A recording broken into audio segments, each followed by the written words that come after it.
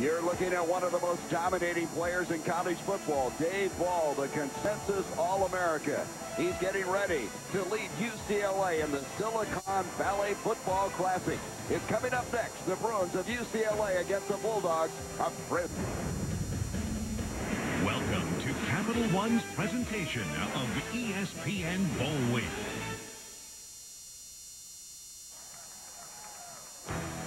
It's North versus South, the WAC versus the PAC, as two California teams take the field in a unique interstate matchup.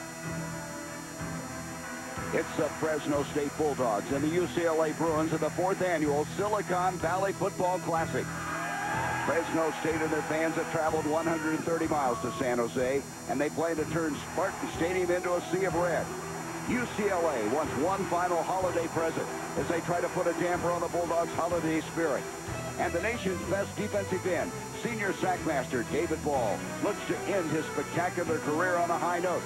The teams have taken the field, and the kickoff is just moments away. It's the Silicon Valley Football Classic coming to you from Spartan Stadium in San Jose, California, as Capital One Bowl Week continues.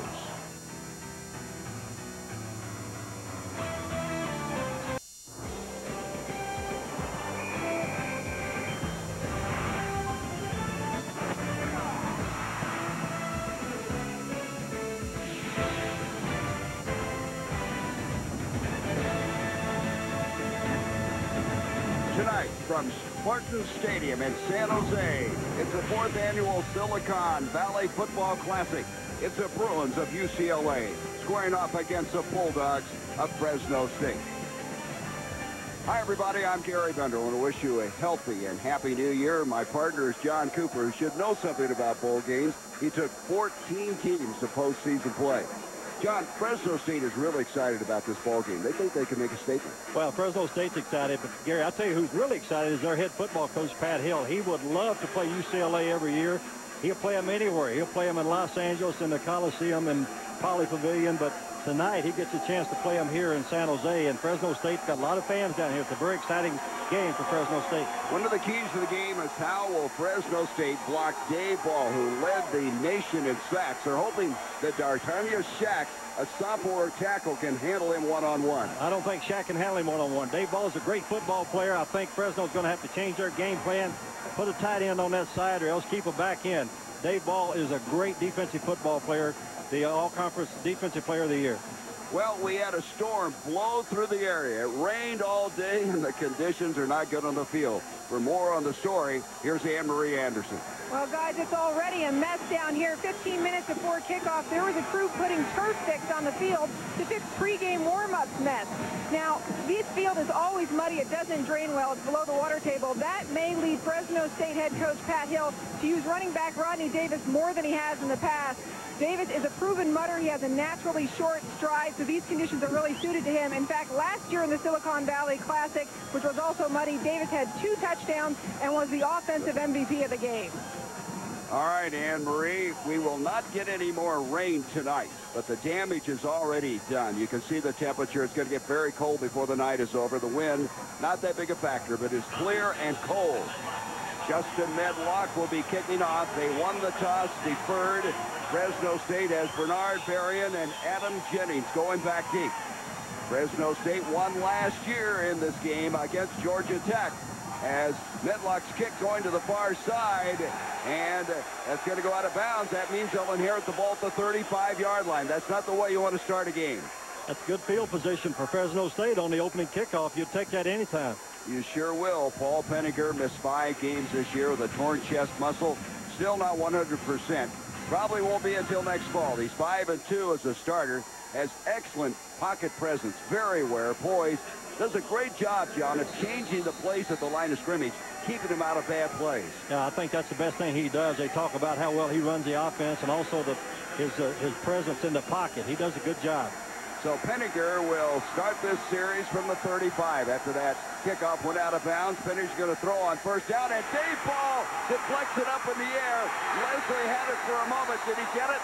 Rodney Leslie picked it off after Dave Ball deflected it in the air. It didn't take Dave Ball long to make his presence felt. We talked about him at the top of the show, what a great football player he is. UCLA made a statement here with the opening defensive play. They brought a lot of pressure, Gary. And Leslie, who's a very good football player in his own right, able to come up with that. And that is his third interception of the season, as Leslie, a senior out of Bakersfield, California, sets it up at the 40-yard line. And Drew Olson will come in at quarterback, a guy who started 8 games for the Bruins, tremendous competitor, tough, hung in there, battled through some adversity this year. And Olson is going to give up, and no place to go, no gain on the play by Maurice Drew. Drew is the freshman, the true freshman, and here is Olson. Olson is the guy who the coaching staff feels is playing his best football right now. They think maybe the light bulb went on, that he has a better grasp for the offense. Visiting with Steve Axman, the offensive coordinator, on the field before the game. He really likes Olson. He thinks he's going to mature and be an outstanding football player. No gain, 2nd and 10. They come now with receiver split, wide right, wide left, 5 wide outs. In the backfield for the shotgun is Olson. Olson stepping up, going deep, ball up in the air and overthrown. That was going to be Lepesto, Garrett Lepesto over there, and you get the sense they're trying to strike early before the field conditions get worse. You see UCLA offensively. Maurice Drew is a true freshman, 3rd-team freshman All-America. Craig Bragg had a remarkable year for this team at wide receiver. Robert Schy had to come in at center after they lost Mike McCloskey to a fractured ankle, and he did a very good job. He was on the Pac-10 all-freshman team. 3rd down and 10 now from the 40-yard line. 2 receivers put out this time. Olson back on 3rd and 10, cranks up again and overthrown, and they're going to have to get rid of the football. Trying to make the connection that time to a true freshman, Joe Cowan. Defensively for Fresno State, Lewis Leonard is starting. He's a 330-pound redshirt freshman. Bryce McGill was an all-WAC performer. He will hit you. He can run very, very well. And in the secondary, they love James Sanders. They feel he will be the best safety in the history of the school when his career is over. It's a good series by Fresno State's defense. UCLA gets the ball in great field position. 3 and out. Very good defensive play by the Bulldogs. Chris Cluey will punt the ball, try to keep it in the field of play. Bernard Varian drifts over. It will go in for the touchback. And so Fresno State will have it again after a 40-yard punt. So the interception short-circuited their first drive. Now they'll have it at the 20-yard line. But again, John, you wonder, they're throwing early because later the conditions may be too severe to do much. Yeah, again, in talking to Coach Axman, the offensive coordinator, Steve Axman from UCLA, they want to give Fresno State a lot of different sets here early to see what kind of adjustments they get. We've seen 2 backs. We've seen 1 back in the backfield. We've seen them with no backs in the backfield. So UCLA is giving them a lot of offensive sets early in the ballgame. So Penninger, a guy who has a chance to be very, very good. And, of course, everybody's compared to David Carr, who had such success at Fresno State, the #1 pick of the draft, as they'll start from the 20-yard line this time. Penninger underneath center. And he will give up, and bouncing to the outside is Bryson Sumlin. There's a flag as Sumlin picks up 5. Sumlin is their goal line guy. He led them in touchdowns this year with 8, and now some pushing and shoving going under there. And we have a holding call against Fresno State. See now Rodney Davis coming onto the football field. Ann Marie talking about they want to use him a lot. Pat Hill feels that he's a real mutter, and this is what this is going to be tonight. During the play, holding on the offense, 10 yards from the previous spot. Repeat, 2nd down. So Fresno State kind of shooting themselves the foot here early with interception, and now with the hold. Taking a look at their offense, I really am impressed with Spock. Steven Spock, he can block very well. Varian was all WAC as a kick returner, wide receiver. Kyle Young is a freshman, and according to Pat Hill, he's the best center in the WAC, and they have great hopes for him in the future. 1st down now, a long ways to go as they try to get some of it back, and this is going to be Varian moving the ball out to the 17, a gain of 8. Varian is a guy who was hurt last year and has battled back from a severe knee injury. Defensively, we've already talked about the balls, and you saw Leslie just a little bit ago picking off the pass. Outstanding linebackers. Brandon Chiller led the Pac-10 in tackles and was an all Pac-10 performer. And Matt Ware and Matthew Clark are cousins, and they started the quarterback for the Bruins. Second down coming up, still 12 yards to go. Penninger with 2 wideouts this time. Penninger, backside pressure, gets it up the field, is caught for the first down. Mark Wood, the junior tight end from Upland, California, snagged it, went high, came down with it. He had only 2 catches in the regular season, but he's coming on. This is the way you attack the 2-deep zone. You get your tight end down the middle. The UCLA is playing what we call that Tampa defense, 5 underneath, 2-deep zone. Safeties are on the half field. Send your tight end down the middle, get 3 people against 2 defensive backs. 15-yard pickup. Wood's going to play a lot tonight, even though he did not play that much during the regular season. So they come out now with a first down, the first of the game. A handoff comes straight ahead now to Sumlin, and Sumlin is going to pick up 1 yard, and that's all. Sumlin in there. We had Davis in there for 1 snap. We expect to see a lot of Dwayne Wright as Leslie made the tackle. We see a replay. There's no way you're going to run the ball against 9 people up on the line of scrimmage. Both teams are going to try to establish a running game, but it's going to be difficult, I think, to run when you're outnumbered on the line of scrimmage.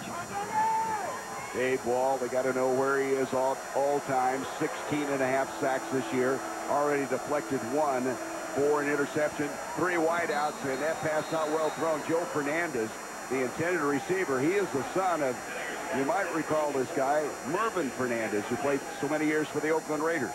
Yeah, and again, UCLA is playing the zone with a rolled-up corner. I think that was an ill-advised pass. I would not try to throw the ball in the flat when you got a corner that close to the line of scrimmage. Carl Durrell, who just turned 40 years old, a guy who admits the honeymoon is over because of the success of USC.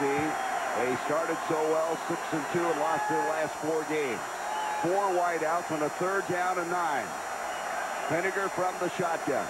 The snap from Kyle Young. Penninger looks, got a man, and it's caught. The catch is made by Adam Jennings, a sophomore out of Sacramento. They've got a first down all the way down to the 41 of UCLA. A 23-yard pickup on the play. This is the way you attack the 2-deep zone. I'm surprised. Bernard Barron at the top of your screen is wide open. You send 4 receivers on a vertical route. It's impossible for those 2 deep safeties to cover the width of the field. Very good play selection. A good throw by Paul Penninger. Jennings, a guy who's not very big, 5'10", 175 pounds, but the coaches will tell you he is a warrior. He plays the game the way it's supposed to be played. 23-yard pickup, and they're at the UCLA end of the field. Slipping man and trying to come up with the ball is Dwayne Wright, and that's what we talked about. It is really treacherous there, John, from about the 40 to the 50-yard line. You're exactly right. The running back actually almost slipped down before he got the ball. I think that's why we'll see Rodney Davis a mutter in the ball game here real quick. They get a yard out of it. Dwayne Wright, a junior college transfer from West Hills, a guy who was one of the most sought-after junior college running backs, and he took over the starting role this year. Started in the first conference game of the year. 3 wideouts on a 2nd down and 9 now for the Bulldogs. No score, just underway. And the handoff is going to come to Rodney Davis, and the guy who's the runner runs his way across the 30 to the 29. Nandi O'Hare over to make the tackle, a pickup of 12. And this guy was sensational this game last year, 153 yards rushing. He's got a low center of gravity, but I tell you, the credit here goes to the offensive line. The big right tackle, number 79, did a great job. Chris Denman blocked down, and number 70 did a good job pulling around. Sean Finnery, the right guard. Nice job by the offensive line for Fresno. So Davis lost his starting job this year, but he could really finish in a flurry here. Double tight end alignment now on a first down. The handoff this time goes to Sumlin, who comes in, and Sumlin's able to negotiate just short of the 25-yard line before he shut down there. A gain of 3 on the play as Davis will come back in at running back. So they're alternating 3 different running backs here in this series. Fresno State is it really feels like they've got 3 running backs. Any team, their leading rusher last year, Davis, is now listed as 3rd team. So talking to Coach Pat Hill, I said, if you got 2 backs better than Rodney Davis, you got some good football players. I agree with you. Jermaine Jameson split way to the top of the field. Fernandez is in the slot. Berrien to the near side for Fresno State on a second down. Here's Davis. Davis breaks one tackle across the 25, the 20. He's to the 15. And I'll tell you, John Cooper, I think he's going to have a huge game. A pickup of 10 on the play. He's going to have a huge game if they keep missing tackles. The number 77, Rodney Leslie, had him right in the hole and missed a tackle. That's a good job. That's why low center of gravity. You better wrap up. Again, a good job blocking, but watch right here. We see number 77 miss a tackle. You cannot miss tackles when you're in the open field like that. Davis last year had a sensational junior year. 1,500 yards rushing. This is the 10th play of the drive coming up. Play action, bootleg by Penninger. Penninger looking up the field. He rifles one. It's complete. No, out of bounds. He tried to make the connection on the near side to DeAndre Gilbert, and Gilbert could not keep 1 foot in bounds. I tell you, I'm impressed with both of these quarterbacks so far with the strength of their arm, Gary. I really didn't feel like they could throw the ball that well, but both Olsen and Penninger look like they've got very good arms. Well, we'll have a story on that. As we mentioned, Penninger had a torn pectoral muscle, and it affects him. And Anne-Marie Anderson will have a story on that and how he's continuing to rehabilitate it. Probably won't be healthy until next fall completely. 4 wide out, second down 10. Line of scrimmage, the 15. Penninger again, scrambling off of the pocket. He's going to run to the 10, and he's drilled as he gets to the 7-yard line.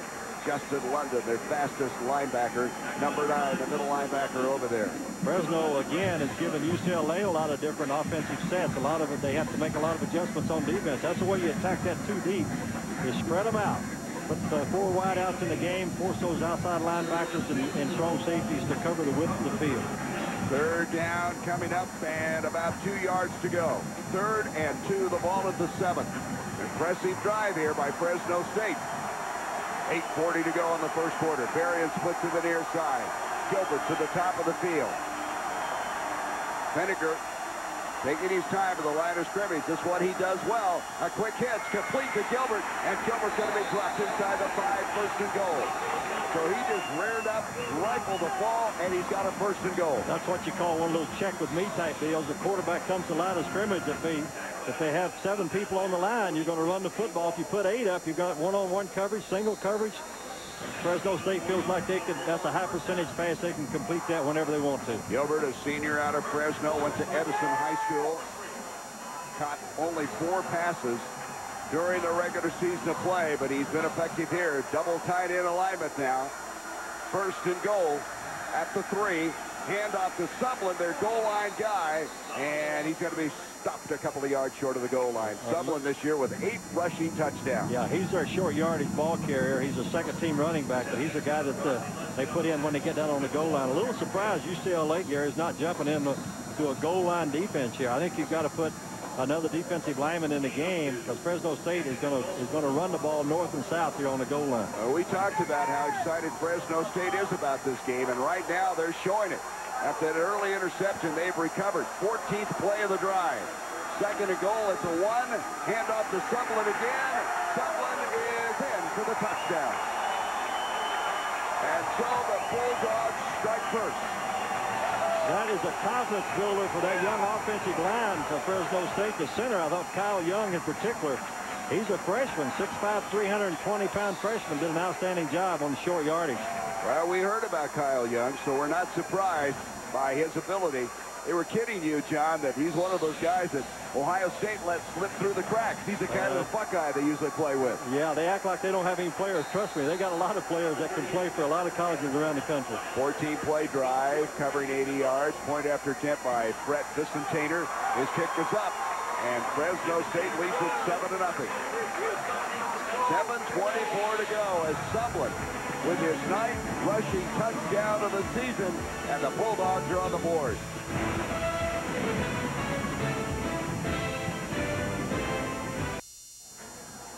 Bulldogs on top, 7-0. Pat Hill in his 7th year as the Bulldogs coach. He's taken Fresno State to 5 straight bowl games, 4 straight trips to San Jose. However, in the history of Fresno State, they have never beaten UCLA. They're 0-6. Pat is 0 for 2. All those games, I should mention, were played in Los Angeles.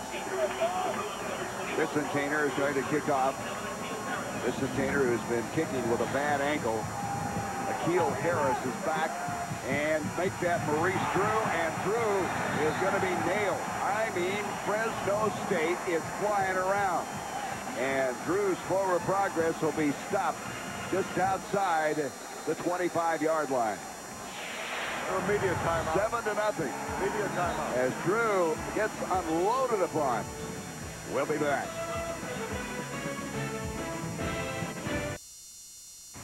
ESPN's exclusive presentation of the 2003 Silicon Valley Football Classic.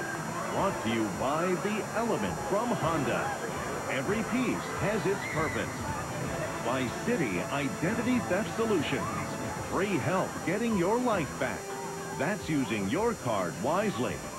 And by ADT, America's residential and commercial security leader. Call 1-800-ADT-ASAP. Well, they have a Christmas park here in San Jose, and people out ice skating. Fresno State excited. They're up.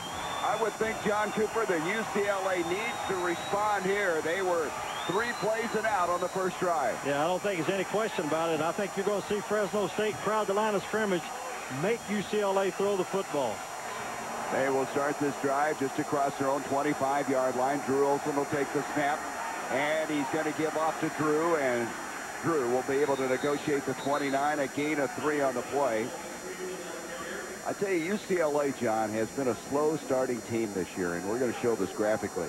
They've been outscored in the first quarter 93-36. Now, is that just because they're a young football team? Well, I think that they're a young football team, but I tell you, you better not get too far behind right now against this fired-up Fresno State football team.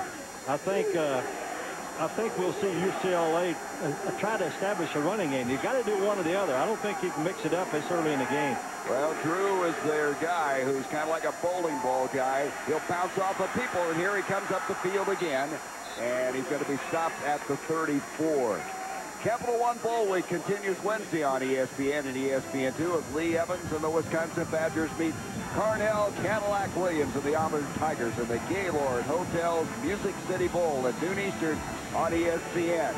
And then at 3:30 Eastern on ESPN2, Conference USA champion Southern Miss takes on Mountain West champion Utah in the Axel Liberty Bowl. Coverage begins with College Game Day, built by the Home Depot at 11 a.m. Eastern. It's all part of the Capital One Bowl Week on ESPN and ESPN2. Third down, a long yard to go. Drew spinning. Did he get it? Very close. He needed a couple, and I think he got it. I think he got it on second effort. I think that's a very good second effort there by the young running back. Drew came out of that outstanding high school program, De La Salle in Concord, California. A good job by Fresno State's defensive front. That's just an excellent job of running right there by the young running back Maurice Drew. Not very tall, Gary, 5'8", 200-pounder, but he is very powerful, very strong runner. So they pick up a first down, a very important first down now for the Bruins. Olsen back to throw, and he's broken up. Looked like he was looking for his big tight end, Blaine Kazarian, and Garrett McIntyre, 6'4" defensive tackle, swatted it down. Yeah, they spread the field, no backs in the backfield, which means you either got to run a quarterback draw or else you got to throw the football. A little surprised that they're not staying with the running game here early in the ball game. Olsen tonight is 0 for 3 in the early part of this game. They really like this guy. He has had some struggles this year. He had 9 touchdowns and 8 interceptions. And we're going to have now a timeout called by the Bruins. 5:30 to go in the first quarter. We're going to come back. 2nd and 10 with Fresno State leading 7-0. Greetings from San Jose, America's 11th largest city and the capital of Silicon Valley. We're delighted that 2 California powerhouse teams are competing in the 4th annual Silicon Valley Bowl, made possible by local companies like HP. And on behalf of all these sponsors, HP is proud to be part of this wonderful sporting event. HP in San Jose continue to work diligently to make this community a wonderful place in which to work, live, and play. Enjoy the game. And we plan to do that. We will enjoy the game. UCLA using a timeout here at the 5:30 mark, trying to regroup. They know how important this series is. what happened, Gary. They only had 10 people on the field. They're trying to give a lot of different formations, a lot of you know, 3 wides, 4 wides, 1 running back, and they only had 10 people in the game, so the quarterback wisely took a timeout. So we come to a 2nd down 10 as we come back to Spartan Stadium. Olsen over the middle, and it's a bullet, and it's completed. Excellent throw, and Craig Bragg, their leading receiver, at 68 catches a first down ball, a pickup of 11. Bragg is a special player. This is a good route, and he is our go-to receiver, number 87, 6'2", 191-pound junior. Had 2 great years already. Looks like he's going to be an outstanding football player for the Bruins next year. Had 4 100-yard games. He was the team's co-MVP. He is out of the San Jose area. Bellarmine Prep is where he went to high school. First down now. Olsen is going to give off to Drew, and Drew is banged down this time. Smacked down. Good reaction that time by James Sanders. Welcome to Spartan Stadium. This is the Silicon Valley Football Classic. I'm Gary Bender along with John Cooper and Anne-Marie Anderson. UCLA coming in here, meeting this Fresno State team who has returned to this classic for the 4th straight year after winning last year against Georgia Tech. Gary, I think we're going to see Dan Brown, the defensive coordinator for Fresno State. He is determined that UCLA is not going to run the football. Now we've got 8, 9 people on the line of scrimmage or close to the line of scrimmage. 2nd down 10, a mishandled snap. Olsen able to come up with it. No gain on the play. They're playing right now in the part of the field that's already chewed up as he tried to come out from underneath center. Let's watch it.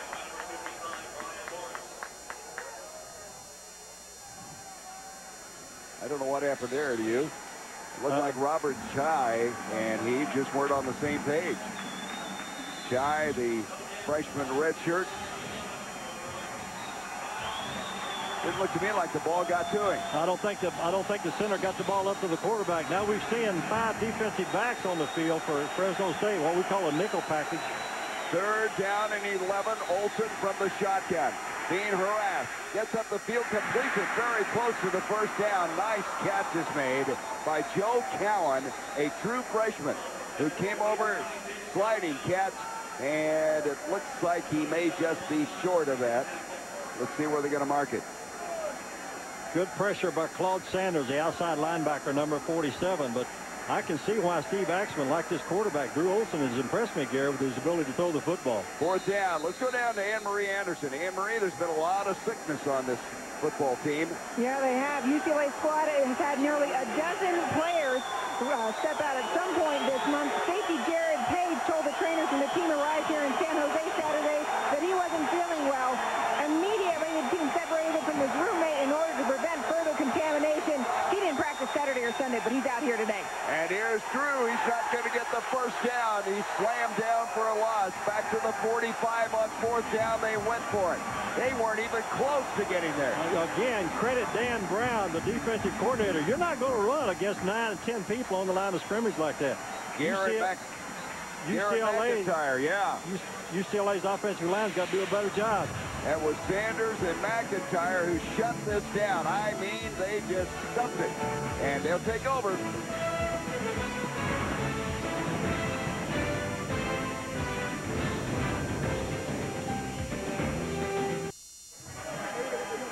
UCLA tried to go for it on 4th down, and John, I tell you, Fresno State really responded. Yeah, just a great job by Bryce McGill. You can see the linebacker comes unblocked here. You cannot let the linebacker penetrate like this in a short yardage situation. He just disrupts the flow of this play. The running back has no chance. And the question you have to pose, can UCLA run the ball tonight? They're going to have to get them out of that 7-man front at least. I think we'll see some play action passes a little bit later on in the ball game, but the secret of the short yardage offense, you cannot allow any kind of penetration. Dwayne Wright is the running back as Penninger will give to him. Here is Wright, and Wright bouncing to the outside, still on his feet, got a yard, and that's all. Good effort, though, by Dwayne Wright. Wright was the guy who beat Rodney Davis out at that running back spot, coming over as a junior college player. And he's a very determined guy. And I've watched him on tape. He's very deceptive speed-wise. You know what I like about that play, Gary? They are running right at the All-American defensive end, Dave Ball. Fresno lined up and say, here we come. You got to stop us. Gain of a yard. 2nd and 9 now. 2 minutes, 13 seconds to go in this first quarter. 7-0. Fresno State with the lead. Varian, their all-whack performer, comes in motion. Penninger stepping up in the pocket. He dumps it out. It's completed to Rodney Davis, and Davis has got a first down. Davis, a good receiver out of the backfield. He caught a lot of passes this year, and that's a 10-yard gain. And thus far, Rodney Davis, we anticipated they'd use him a lot, John, because he plays well on this type of field. Absolutely. I think he's a better runner than he is pass receiver, but I think he showed us on that last play that he's a versatile football player. He can also catch the ball coming out of the backfield. Last game against UTEP this year, he caught a touchdown pass, so he has given him that other dimension. First down now just inside the 44 of UCLA. Penninger's going to dump it to the near side to Sumlin. Sumlin to the 40. He's to the 35. He's to the 30. The 20, 15, 10, touchdown. Sumlin goes the distance on a little flare pass. I tell you, it was a play that didn't look like it was going to be that effective, and it went 44 yards. Well, first of all, I like the play selection. I think that Frank Cignetti, the offensive coordinator, quarterback coach, nice job of keeping UCLA off balance. A little screen pass, good blocking, but the credit here goes to Bryson Sumlin, the running back. Number 34, he is a tough football player, 5'10", 200-pound sophomore.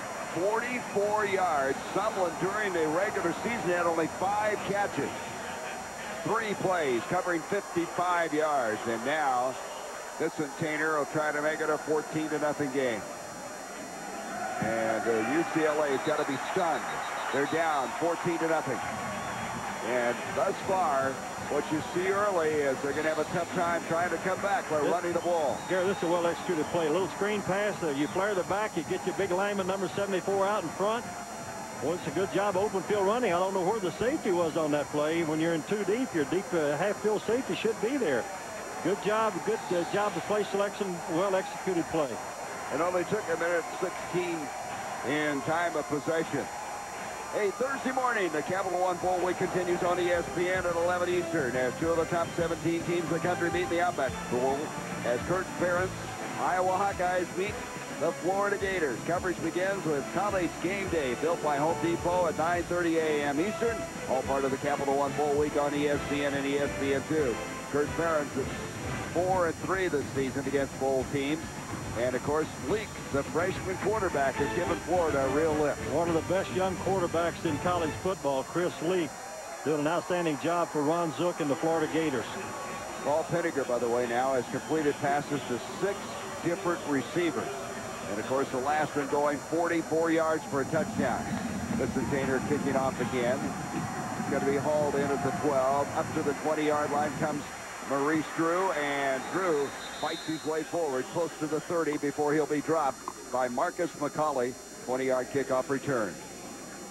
Let's go back to the touchdown to Sumlin. You'd like this call, John. I love this call, but also the field conditions come into play here. No wonder a UCLA player missed a tackle. He slipped and fell down. You can see him slide, overran the play, and slid. The linebacker overran the play. Good job by the big lineman, number 74, getting out. That's Shaq, number 50, the left tackle, pulling on that play, doing an outstanding job. Sumlin out of Bakersfield, California. The guy who is a sophomore, and he led them in rushing touchdowns, and now with a rushing touchdown and a pass catch for a touchdown. There's a ball thrown intended for Mercedes Lewis, their huge 6'6" tight end, and deflected off the hands of Todd Garcia, a linebacker. Lewis is an amazing prospect, has a great future ahead of him, but they had that play covered. He's one of the few players UCLA has that they think he is a great football player. They don't think they have great talent, but they think Lewis, 6'6", 251-pound sophomore, is going to blossom into an outstanding football player. Going to bring up now 2nd down, 10 yards to go, 3 wide outs. A minute 19 to go here in this first quarter. It's been all Fresno State, up 14-0. Olsen gives off to Drew. Drew bounces forward and makes that Akeel Harris. And Akeel Harris makes it to the 36, a gain of 4.5 yards on the play. That's James Sanders, number 23, coming up and making the play. That's what, in talking to Dan Brown, the Fresno State defensive coordinator, they're going to bring Sanders a lot. He's a strong safety, which gives them an 8-man front. So now a lot of changes for Fresno. They're getting there late. They may have to use a timeout. They're going to call a timeout. They had some changes defensively. Couldn't get them on the field. So they will use their first timeout. Their first. And so Pat Hill now trying to settle everybody down. And he is the type of guy who will take on anyone. He'd love to have him play here, but he'll go on the road, and he's glad to have UCLA here in San Jose.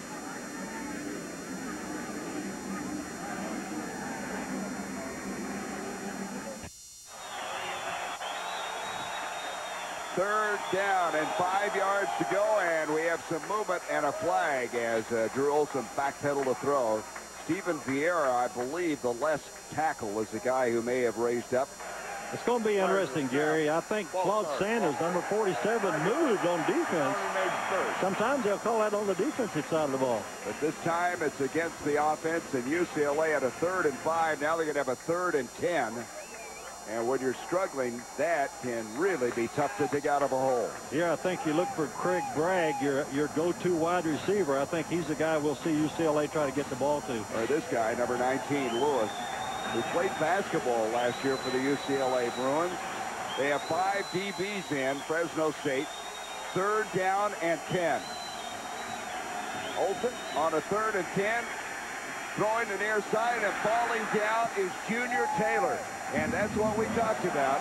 It's going to be tough to keep your footing. And Taylor, the sophomore out of Mesa, Arizona, tried to stop to come back to the ball and could not stay up. Sometimes you think that wet field is going to, all it's going to do is affect your running game. And I think we've seen already that it affects your passing game. The wide receivers and those defensive backs, their ability to stay on their feet more so in the passing game than it does with the running game. Chris Cluey, an honorable mention All Pac-10 guy who averaged 42.8 back to punt. Varian will go back now for Fresno State. 41 seconds left in this first quarter. No rush put on. Varian's going to let it hit at the 30, inside the 30. He's got it. And Varian slipping and sliding, breaks up to the 40 and drops at the 42. And for a moment, it looked like he was going to set sail for the goal line. Well, don't forget, Capital One Bowl Week continues. Barry Alvarez has done so well in bowl game, 7-1 against Auburn. Southern Mississippi, who ended TCU's unbeaten streak earlier. And Utah with Urban Meyer, the bright young coach. The coach of the year in the Mountain West Conference. And I'm excited to watch Brad Smith again, the quarterback from Missouri. He is something special. And Sonny Lubick's Colorado State Rams against Boston College, who has been very good in bowl action. They've won their last 3 bowl appearances. First down now as Penninger will give off to Dwayne Wright. First out, he's to the 40 and dropped there. And again, 1 tackle away from going to the goal line. Eventually, Jared Page caught him, an 18-yard pickup on the play. The left side of the offensive line for Fresno State just dominating the line of scrimmage. Edwards, the left guard, Kyle Young, the center, and left tackle Shack. They're just opening up huge holes in the UCLA's defensive front. They're going to mark the ball back out to the 41 of UCLA. 42, it'll be a first down there. Right now, it's all Fresno State. UCLA right now on their heels, trailing 14-0. It's been the Bulldogs dominating here in the early going. Penninger underneath center. Wright's the running back. He gets a football. Wright protects it and takes it inside the 40 to the 39. And that's going to take us to the end of the first quarter. So a dominating 15 minutes by the Bulldogs. The Red Wave's got to be excited. They are off to a great start, up 14-0. As Sumlin with 44 yards on the little flare pass to make it a 14-0 game.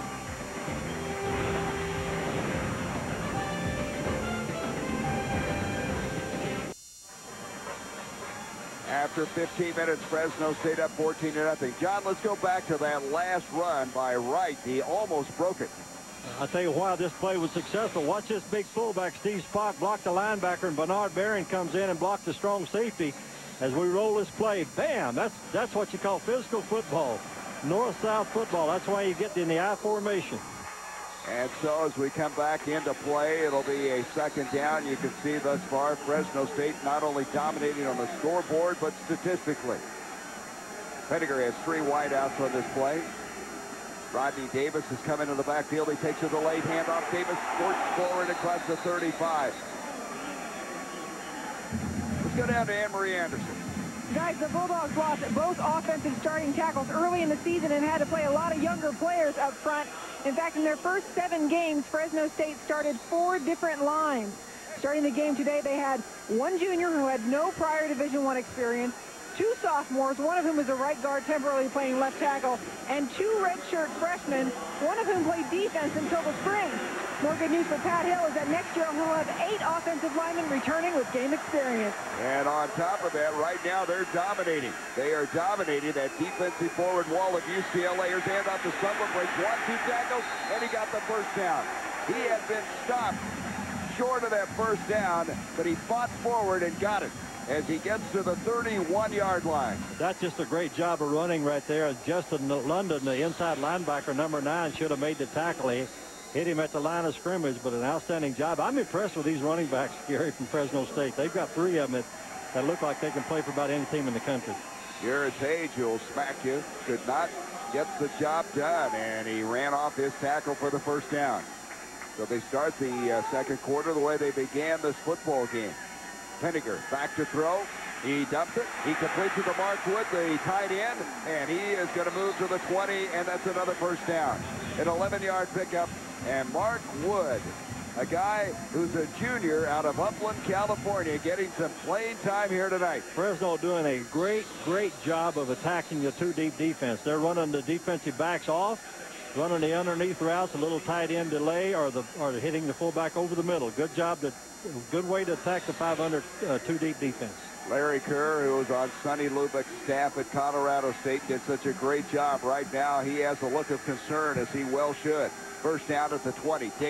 Davis bouncing forward, trying to follow that offensive line, gets inside the 20. Maybe no gain on the play, as that time UCLA did a good job. Now, UCLA likes their defense. It's been their offense that has struggled. They feel this is one of the best defenses they've had in several years. They were 3rd in the Pac-10.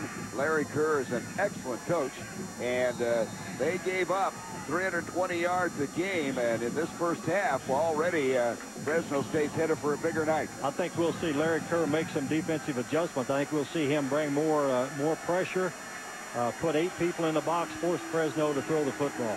Second down, let's make it 9 yards to go. Pettiger from the shotgun.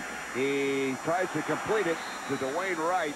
Just a little too tall for him that time, as he threw it past the outstretched arm of Wright, and it'll bring up a 3rd down. You know, a guy that's not at 100%, Paul Pettiger's done a nice job here. Look at this, 7 of 11, 116 yards. I'm impressed with the way he's running the offense, doing a good job throwing the football, good job mixing up the running game also. Pettiger, a sophomore. He's going to be something special. It's going to be interesting here, Gary, to see if we have any pressure, see if UCLA brings pressure here in this third down situation. 3rd down and 9, 4 wideouts, both of them in clusters, left and right. Pettiger back, steps up against a rush, dumps it off, and incomplete. He read it well, tried to hit Matt Rivera, the back coming out of the backfield. He did not throw it well. But Pettiger had good pocket presence that time. I think he might have made a mistake there. It looked like to me he could have run for a first down. UCLA only rushed 3 people, 3 and dropped 8. It looked like Pettiger had plenty of running room. So that means Brett Vicentainer will come in, the second-team all-WAC place kicker. This will be a 36-yard attempt. He was 20 of 26. Again, he has been kicking with a bad left ankle. The kick is on the way, and it's got enough distance. It's good. So Vicentainer gives Fresno State a 17-0 lead. 36-yarder. Pat Hill has got to be excited. Vicentainer, junior, nails it. You can see the footing a little treacherous, but it is effective.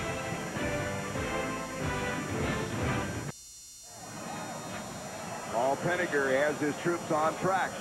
17-0 lead. Vicentainer kicking off. It's going to be Maurice Drew coming up across the 10 to the 15 to the 20. Got a hunt and peck his way, then bounces outside to the 30. Slow starting play, but he had good vision on the play and made a nice return of 18 yards. Going to set it up with the 30.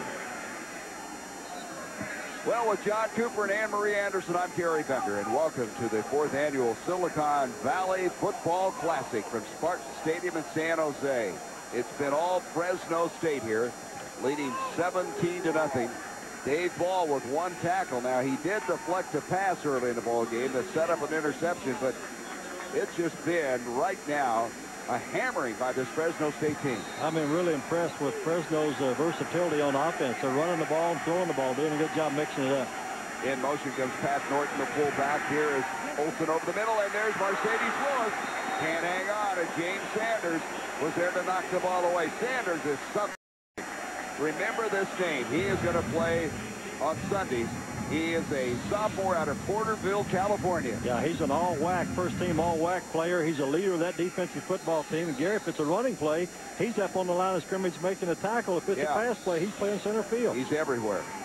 First-team all-WAC pick, leading tackler, had 2 interceptions. He is just a force defensively. Olsen now is 2 of 8 for 21 yards passing. He needs something here. Second down, 10. Deep drop, sets up the screen, complete the throw. I mean, he is drilled. Outstanding play that time by D. Mesa. The free safety, the senior out of Santa Ana, lost to 5, and Mesa is their most inspirational player. He is so popular on this team. He's a very popular player and a very good player. Good enough to play corner last year, Gary. Watch him. He's a safety. He comes out of nowhere here and makes a play. This is a form tackle. Well, that's how you tackle. You keep your head up, wrap your arms, and keep those feet driving. Outstanding tackle in the open field. Look at that. He's not that big either. 5'8", 180 pounds. Third down, 4 wideouts, 3rd and 14. Olsen going to the near side. Bragg is down there, broken up, double coverage incomplete.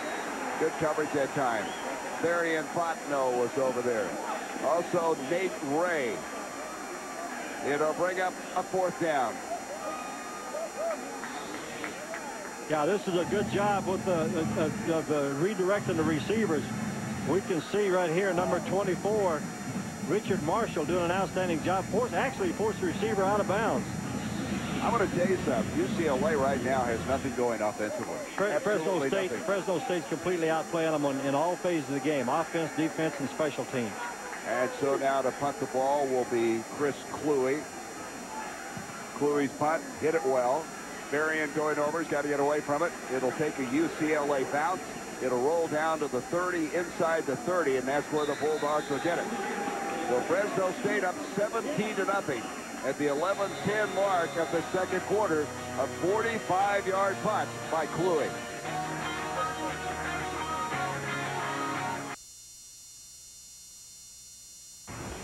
ESPN's exclusive presentation of the 2003 Silicon Valley Football Classic. Brought to you by Commit, Nicoderm CQ, and Nicorette. When you're ready, we can help. And by Citi Identity Theft Solutions. Free help getting your life back. That's using your card wisely. That's the Tech Center here at San Jose, of course, the Silicon Valley, and amazing place. As right now, we're being amazed by Fresno State. You can see total yardage, 30 by UCLA, 185 by the Bulldogs, who take over just short of their own 30-yard line. And a handoff comes to Dwayne Wright, who, by the way, earlier in the ballgame went over 1,000 yards rushing on the season. He doesn't get anything there. Here comes a late flag. There is Leslie, who had his 3rd interception of the year at the start of this ball game, and that's been the bright spot for UCLA thus far.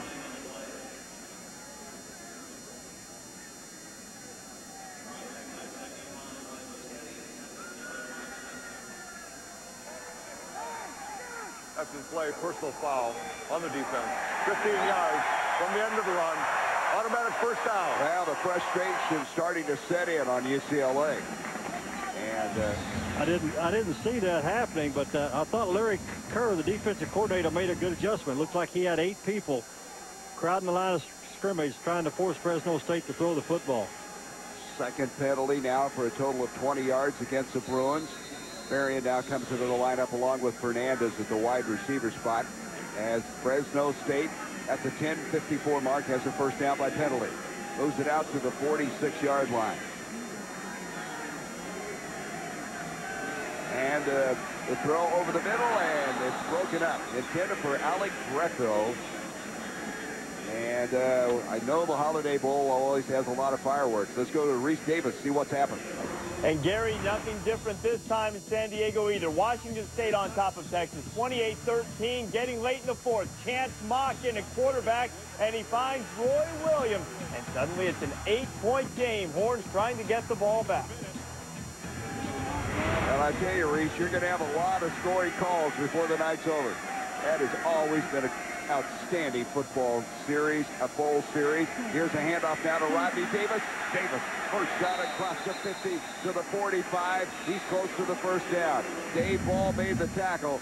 10-yard pickup on the play, and Davis is headed for a big night. There's the consensus All-America who had 16.5 sacks to lead the nation. He won the Morris Trophy as the Pac-10 Defensive Player of the Year, chasing the ball down from behind, but not until they picked up the first down. One thing you can count on Dave Ball, he's going to give you great effort. He's never out of a play. That's a good example of what pursuit can do. First down, and Fresno State now will split out Adam Jennings to the near side of the field. Dwayne Wright is the running back. He's got the football, trying to turn the corner, spikes his way, pumps his leg, and good gang tackling that time to the Bruins. I think that's what UCLA has to do. They've got to get 8 people up. They've got to stop the running play. Good job there by Spock, the tight end, H-back, fullback, whatever you want to call him. 6'4", 250-pound junior, but actually they've got him in there for blocking reasons only. Spencer Havener was one of the guys on that gang tackling situation. The linebackers for UCLA are excellent. They can run, but thus far, Fresno State has been able to neutralize them. Second down, 9 yards to go. 3 wideouts on the play. Penninger back over the middle, and intended for Mark Woodard is picked up. It's intercepted. That's Schiller. Brandon Schiller, no. They're going to say it hit the field. It is incomplete. Looked like he made the interception. I think he dropped the ball there right at the end of the play. Schiller, who is this year with 1 interception, couldn't quite pull it off.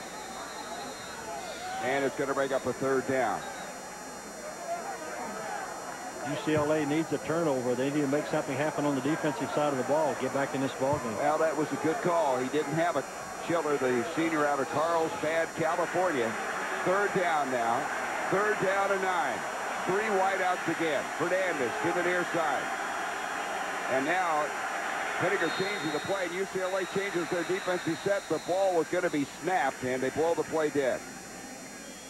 We have a flag now. It's been thrown. I think we're going to see a delay of the game penalty. Delay of game offense. 5 yards. The down remains third. All right, we talked about Paul Penninger and his health with the story. Here's Ann Marie. Well, guys, Penninger has been playing with a torn pectoral muscle all season long. He missed the first 4.5 games of the season. The tear is down low, so when it tires, it could affect him on the follow-through, and he could be grounding balls like that one that you just saw. It's something to keep an eye out for. Coach Pat Hill is certainly looking for it. Boy, it's been a long rehabilitation process for him, man. As we said, he missed the first 5 games. He's going to step up in the pocket. He's going to take off, and he's hit hard at the 40, fights forward to the 39. Going to be about 4 yards short of a first down, a gain of 9, as they have a long ways to go. Watch Dave Ball here at number 43, the great All-American defensive end. You can't rush a passer when you can't keep your feet up under you. You know, I grew up on a farm and used to be in a corral all the time trying to herd cattle and hogs. That's about what that reminds me of. Its footing is really bad. I still think UCLA is going to have to stop some of these wide receivers from running vertical down the field when you play a 2-deep coverage.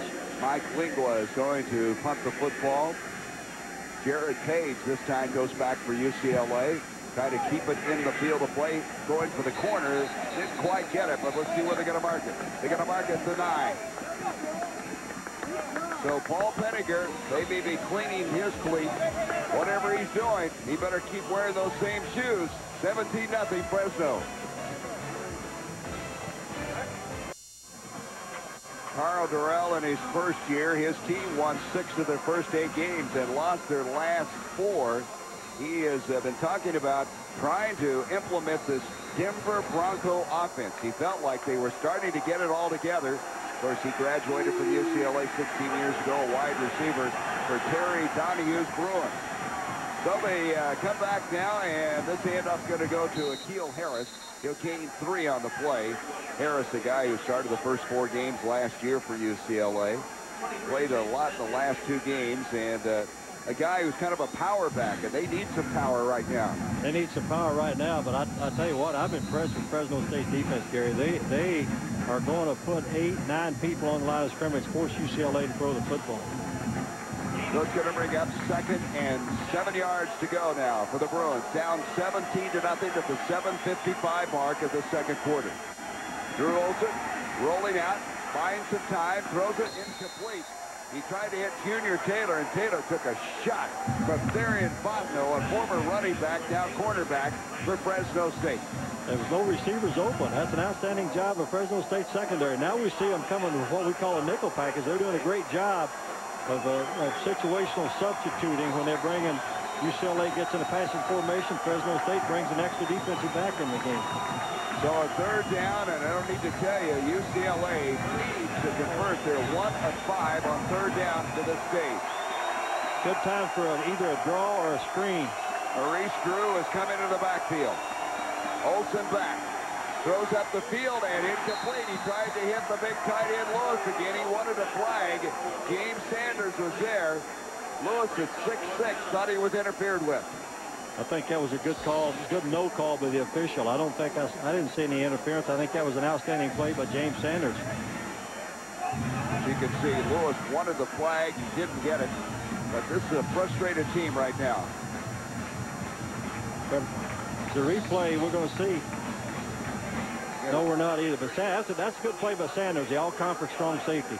Fluey is going to punt the ball, and Varian will go back now for Fresno State. Going to kick it about 2 yards deep in the end zone.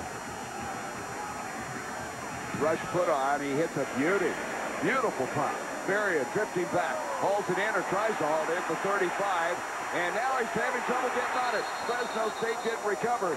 How many times, Coach Cooper, have you seen that, where a ball gets away from a player and it's so hard to find the handle after that? You know, that was good coverage by UCLA. Who was that down? Richard Marshall, number 24 from Fresno State. He's the guy that fell on the ball. I thought that was a good job by number 26 from UCLA, though. A special teams player. That's Joe Cowan, though, the wide receiver. Outstanding job covering the punt. That was a 53-yard punt that time by Fluey. So Fresno State will start this drive from their own 27-yard line, and this is Dwayne Wright, and right out to the 30-yard line. It'll bring up a 2nd down. So now Fresno State with this lead, they'd like to chew up some time, keep some ball possession going. They've already had an 80 and a 40-yard drive in this football game. And in one of those particular series, they chewed up 6.5 minutes. Those linebackers from UCLA, Chiller, London, and Havner need to move up a little tighter to the line of scrimmage. They need to shut down this running game for Fresno State. Matt Hill's offense off and rolling here tonight. You can see they were 9th in the WAC. It's a team that really came on down the stretch. They won 5 of their last 6 games. Lost some games early against some tough BCS teams. Here's Penninger rolling out. He completes it to Mark Wood, the tight end, and that's a 1st down. And Penninger is really doing a nice job, John. He's throwing the ball to so many different receivers. Another one to Wood, a 7-yard pickup on the play. Well, I like that call. It's a good, it was a running situation. That's a good time to come with a play-action pass. It's pretty decent coverage by Brandon Chiller, the linebacker. Just an outstanding job of executing the offense by Fresno State. You know, these linebackers, I mentioned they can run. Chiller is very fast. Havener had 3 interceptions this year in London, but they are having a tough time. Here's a handoff now to Wright, and Wright pounds it forward. Well, I can hardly wait. Reese, what do you got on the Holiday Bowl? Texas moving against Washington State, Gary. 2nd and 10 from the 10-yard line. Chance Mock getting some pressure as Texas quarterbacks have all night. Watch the beanbag come down. That's a fumble, and Will Dirting is there to recover it. Washington State clings to an 8-point lead in the waning moments.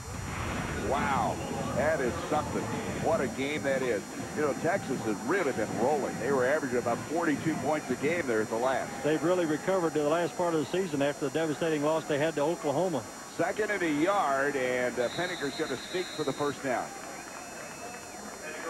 Well, you know, thus far the WAC has done very well, as has the Pac-10. They've won their first 2 encounters. Boise State and Hawaii winning their games in the WAC. And, of course, tonight Washington State trying to continue that. Tell you what, the MAC conference was pretty impressive, too, in the early going. One of the first questions Pat Hill asked us, Gary, if you remember when we got out here, if the WAC wins all their bowl games, will they get the trophy? I tell you, Pat is always finding a little opening, isn't he? Yeah, absolutely. He's always looking for every little edge that he can get. First down, just short of the midfield stripe. Penninger is going to give off to Wright again, and Wright fights his way forward for a pickup of 4. He'll be shut down just short of the 45. Watch his fullback again. Steven Spock, number 49. We've been talking about him all night, about what a great job he's doing blocking. That's what we call the isolation play. Blocking Justin London, number 9, the linebacker from UCLA. Boy, that was impressive, wasn't it? Tell you what, Spock, they call him the hippie because he has long hair that flows out underneath his helmet. But they love this guy out of Clovis, California, a junior, through that big block. 2nd down, now they blitz on the 2nd and 6. They get around the blitz. Rodney Davis to the 30, 25, and outside of bounds. They blitzed, and they ran right by it.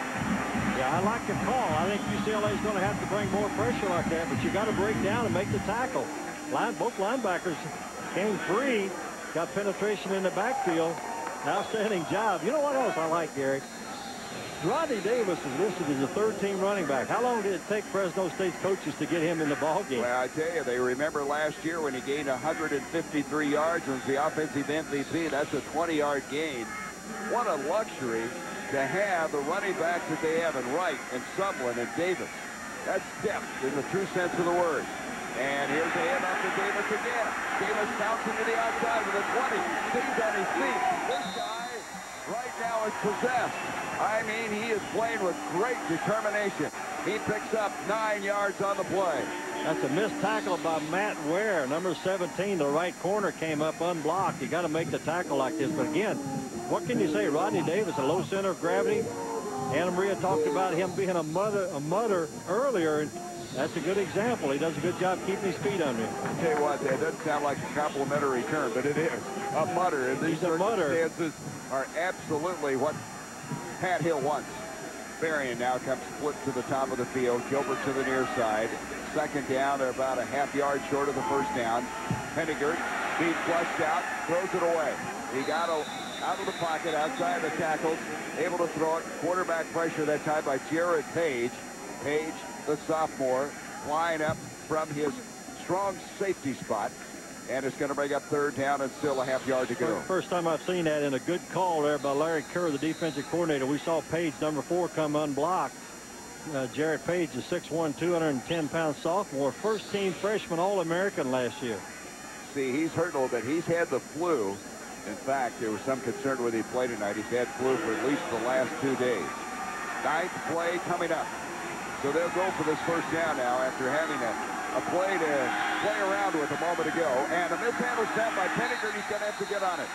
And that'll bring up 4th down. A little surprised. That looked like it was going to be a play-action pass. A little surprised Fresno just didn't run the ball and get the first down. They only had about 6 inches to go.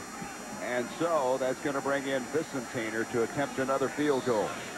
Vicentainer earlier hit one from 36 yards. Watching him warm up here before the game and pregame warm-ups, a couple times he slipped from this position on the field. Well, look where he's lining up, John. I mean, he's right there in the middle of a mud area.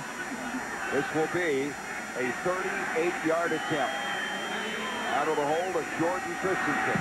The kick is on the way, and the kick is wide left. I want to tell you something. It is hard to kick here tonight. So Vicentainer, 1 of 2. Fresno State still on top, 17-0.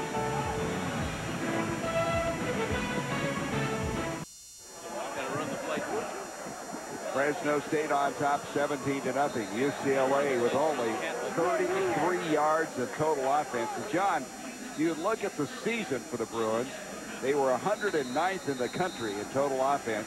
They were averaging only 19.9 a game and could only run the ball 94 yards a clip. The coaches were excited about playing this game, though, the UCLA coaches. They felt like they had 12 excellent days of preparation. They felt like they would play much better in this bowl game. Well, there's still time. 2:55 left to go in this first half. Here's Olsen. That ball got away from him. It's a fluttering ball to the near side, way short of the mark to Junior Taylor. Let's go back now to Reese Davis. What's coming up at halftime? All right, Gary, Trev Alberts, and Mark May join me, and we will talk about what's next for Steve Spurrier. I believe he'll be back in coaching, but the question is, will it be in college or pro? We'll look back at another remarkable performance from B.J. Simmons in the Houston Bowl. And the Pacific Life Holiday Bowl always comes down to the end. You might not believe the way the last play unfolded. We'll see you in a few minutes at the half. You know, Reese, I believe anything about that bowl. And here is Olsen back. He's hit as he tries to release it. Man, was he pounded that time. Great pressure coming that time. That is Manuel Sanchez, a linebacker, a sophomore out of Lindsay, California. And I mean, he pounded him. We're going to see why the quarterback here is having difficulty throwing the football. This ball is the first slipped out of his hands. There's the pressure. Here's where the ball just slipped out of his hands. The unblocked linebacker came on and just put pressure on the quarterback.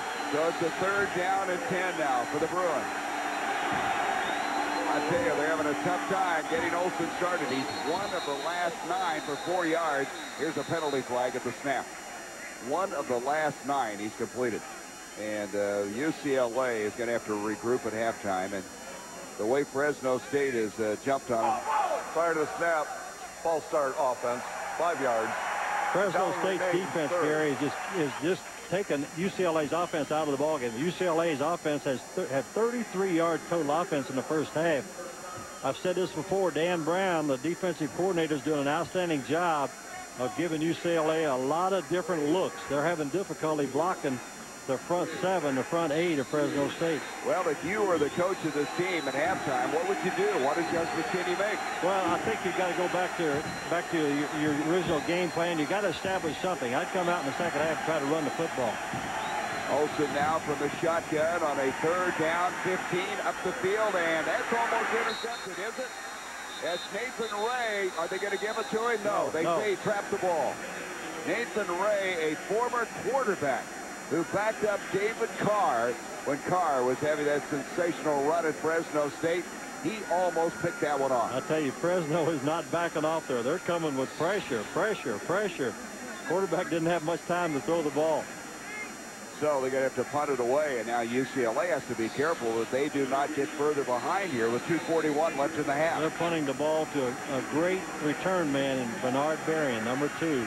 An All-American 2 years ago, missed last season, but he is an outstanding football player. Cluey now to punt away. Last time he punted 153 yards. Berrien's got a return on this one. Berrien up to the 50, and he skips out of bounds close to the 45 of UCLA. Well, let's go back now and look at the key plays. The first one is this big 4th down stop by Fresno State. Fresno State was not going to let UCLA run the ball. This defense from Fresno State's been very impressive. And then Sumlin able to crash in. He scored from 1 yard. This was a 44-yard completion to Sumlin on a little flare pass from Penninger. That made it 14-0.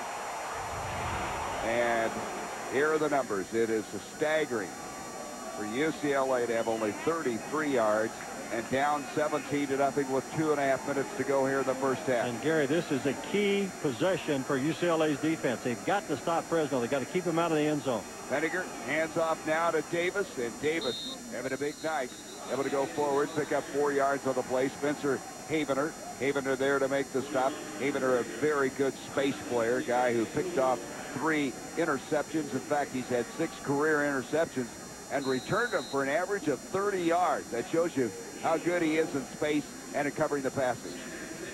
2nd down now, 6 yards to go for Fresno State. Penninger has done a very good job of running this team after suffering that interception on the first series. I mean, he has been in control. Back, deflected up, and good pressure coming up the middle. That was C.J. Nasulu, a sophomore out of Fresno, California, who swatted that one down. Nasulu knocked it down, and it'll be a third down. Again, your point's well taken. UCLA's got to get a stop here. Yeah, UCLA continues to play the 5 under 2 deep. It's a good job there by the defensive lineman getting his hand up, deflecting the pass. But I think UCLA is going to have to start misdirecting these wide receivers. You can't let the wide receivers run vertical down the field when you're playing 2 deep. There's Pinniger over the middle, and he tries to hit Wood, the tight end again. It's incomplete. Pretty good coverage that time by Dennis Link, the middle linebacker.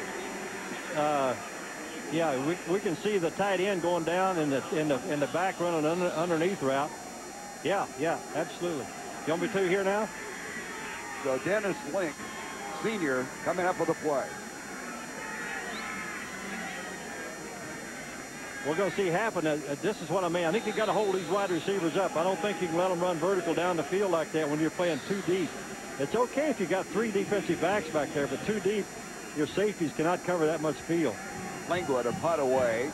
Lingua, the freshman redshirt out of Canyon Country, California. Going back deep is Craig Bragg for UCLA. The punt underway. Bragg's going to let it hit. But it's not going to go in the end zone. It's so wet and muddy, there was no bounce on the ball. And they're going to inherit the ball at the 3-yard line, a 39-yard punt. You know, no matter which team you think is #1, the only place to see the play is on ABC. New Year's Day at 5:30. The most talked about bowl championship series in history begins as USC looks to prove that they are championship material against Michigan. And if they win that, you got to believe they'll win a share of the national championship. If USC wins it, they'll win a share of the national championship. They'll win it in the Associated Press. The coaches will vote. Whoever wins the Sugar Bowl will win the national championship in the coaches poll. And here's a handoff now to Drew. Drew comes out of there.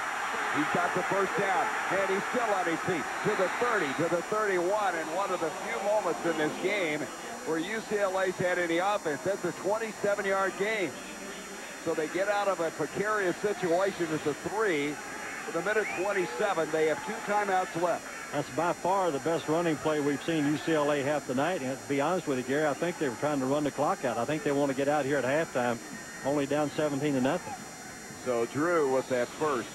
And Drew is the guy who came out, as we said, out of that great high school program. De La Salle, where they've won now 151 consecutive games. Just an amazing streak. So just short of the 30 now. The Bruins with the ball. Olsen going deep. Near side. Lepesto inside coverage. Excellent coverage by Anwan Dials. Dials, a guy who's not very big. He's only 5'8", but he stayed tough.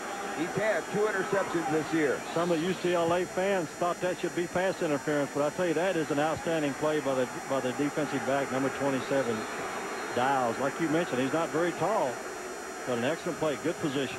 Second down at 10 now. Stops the clock with a minute 20. UCLA could have any success here in the waning minute and a half. It would help them. You can see it is not the kind of numbers Drew Olsen had in mind. The guy who they thought had the best practices since that USC game they had all year long. He's in trouble. Now scrambling ahead and is able to ad-lib his way across the 35. That's Dean Mason to stop a game of 6. And UCLA is going to use the timeout. Nope, it's going to be Fresno State calling the timeout. That tells you a little bit about Fresno State's attitude. They want to get that ball back one more time before the half's over. Well, you know, the Rose Bowl, and that is where Carl Durrell played on 3 Rose Bowl champions, is always something special. And I'll never forget, John, the time you took that Arizona State team into there. You can see Michigan, they've been there quite often. USC 29 times. Chris Perry, who was a Heisman Trophy candidate, special. And I don't know how about you, but I thought Mike Williams, the wide receiver of USC, is as good as it gets. I think he might be. He and Larry Fitzgerald are the 2 best wide receivers in college football. But I've had a chance to watch Michigan a little bit this year now. I'm telling you, Michigan is really playing good football here at the end of the year. That will be a great matchup between Southern Cal. Pete Carroll and his staff done a great job. They got a great football team, but that will be a great game to watch. You know what really happened for Michigan is John Navarre really started to play well at quarterback. John Navarre, Chris Perry, Brandon Edwards, three of the best offensive players I had an opportunity to watch this year. Plus, Gary, don't count out Michigan's defense. I guarantee you, Jim Herman will have that Michigan Wolverine defense flying around. They're a good defensive football team. Well, USC, of course, they were wanting to play in the Sugar Bowl. Not a bad consolation prize, though. How do you end up in the Rose Bowl? Let me tell you what we should have. We should have one more game. The winner of the Rose Bowl should play the winner of the Sugar Bowl and have a true national champion. I couldn't agree more.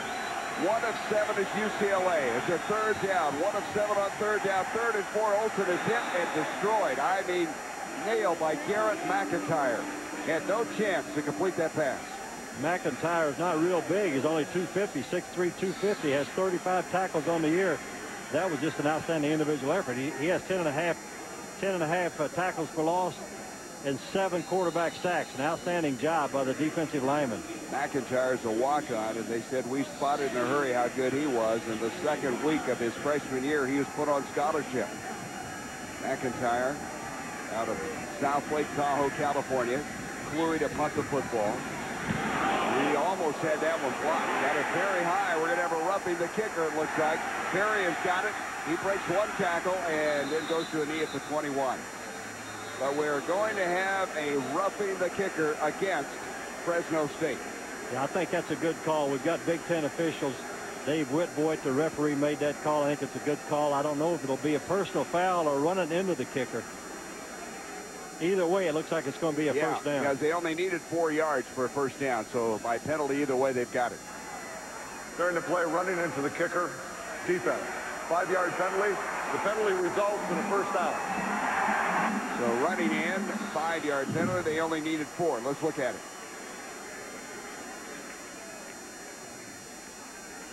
And rolling up that time was Jermaine Jamison, who went at his feet.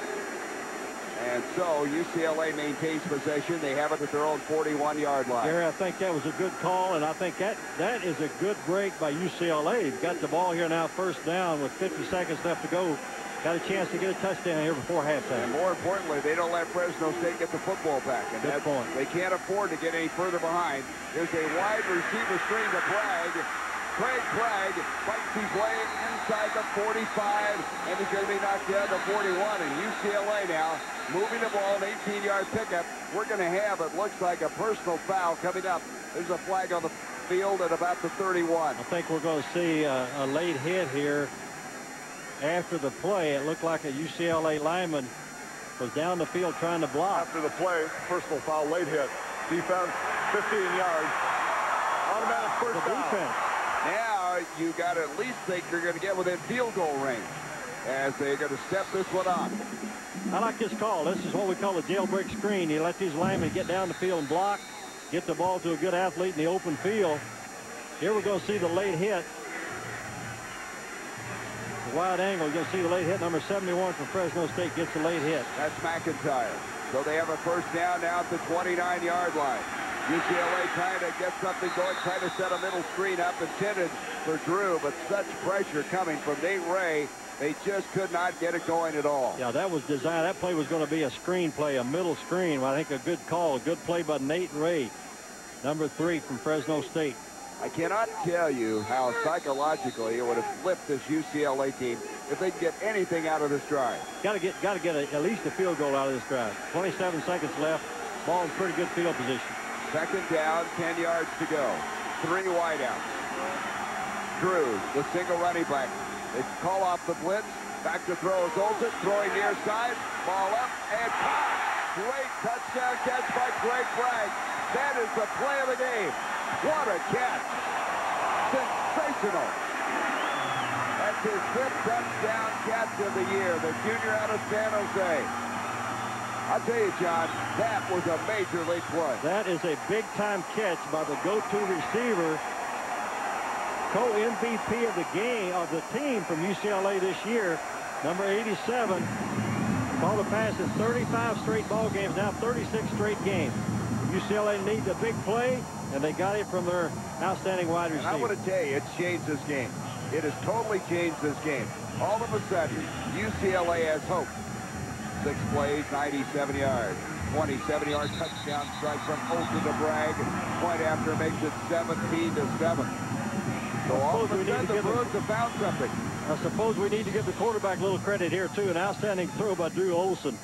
Stepped up in the pocket, planted his feet, put the ball up, but a great catch by the wide receiver. You know, that was good coverage, just an outstanding offensive play, well-executed play by the UCLA Bruins. That was Nathan Ray who was right there with him. But Bragg just lays out on it and, I mean, extends himself as far as he can and makes the catch.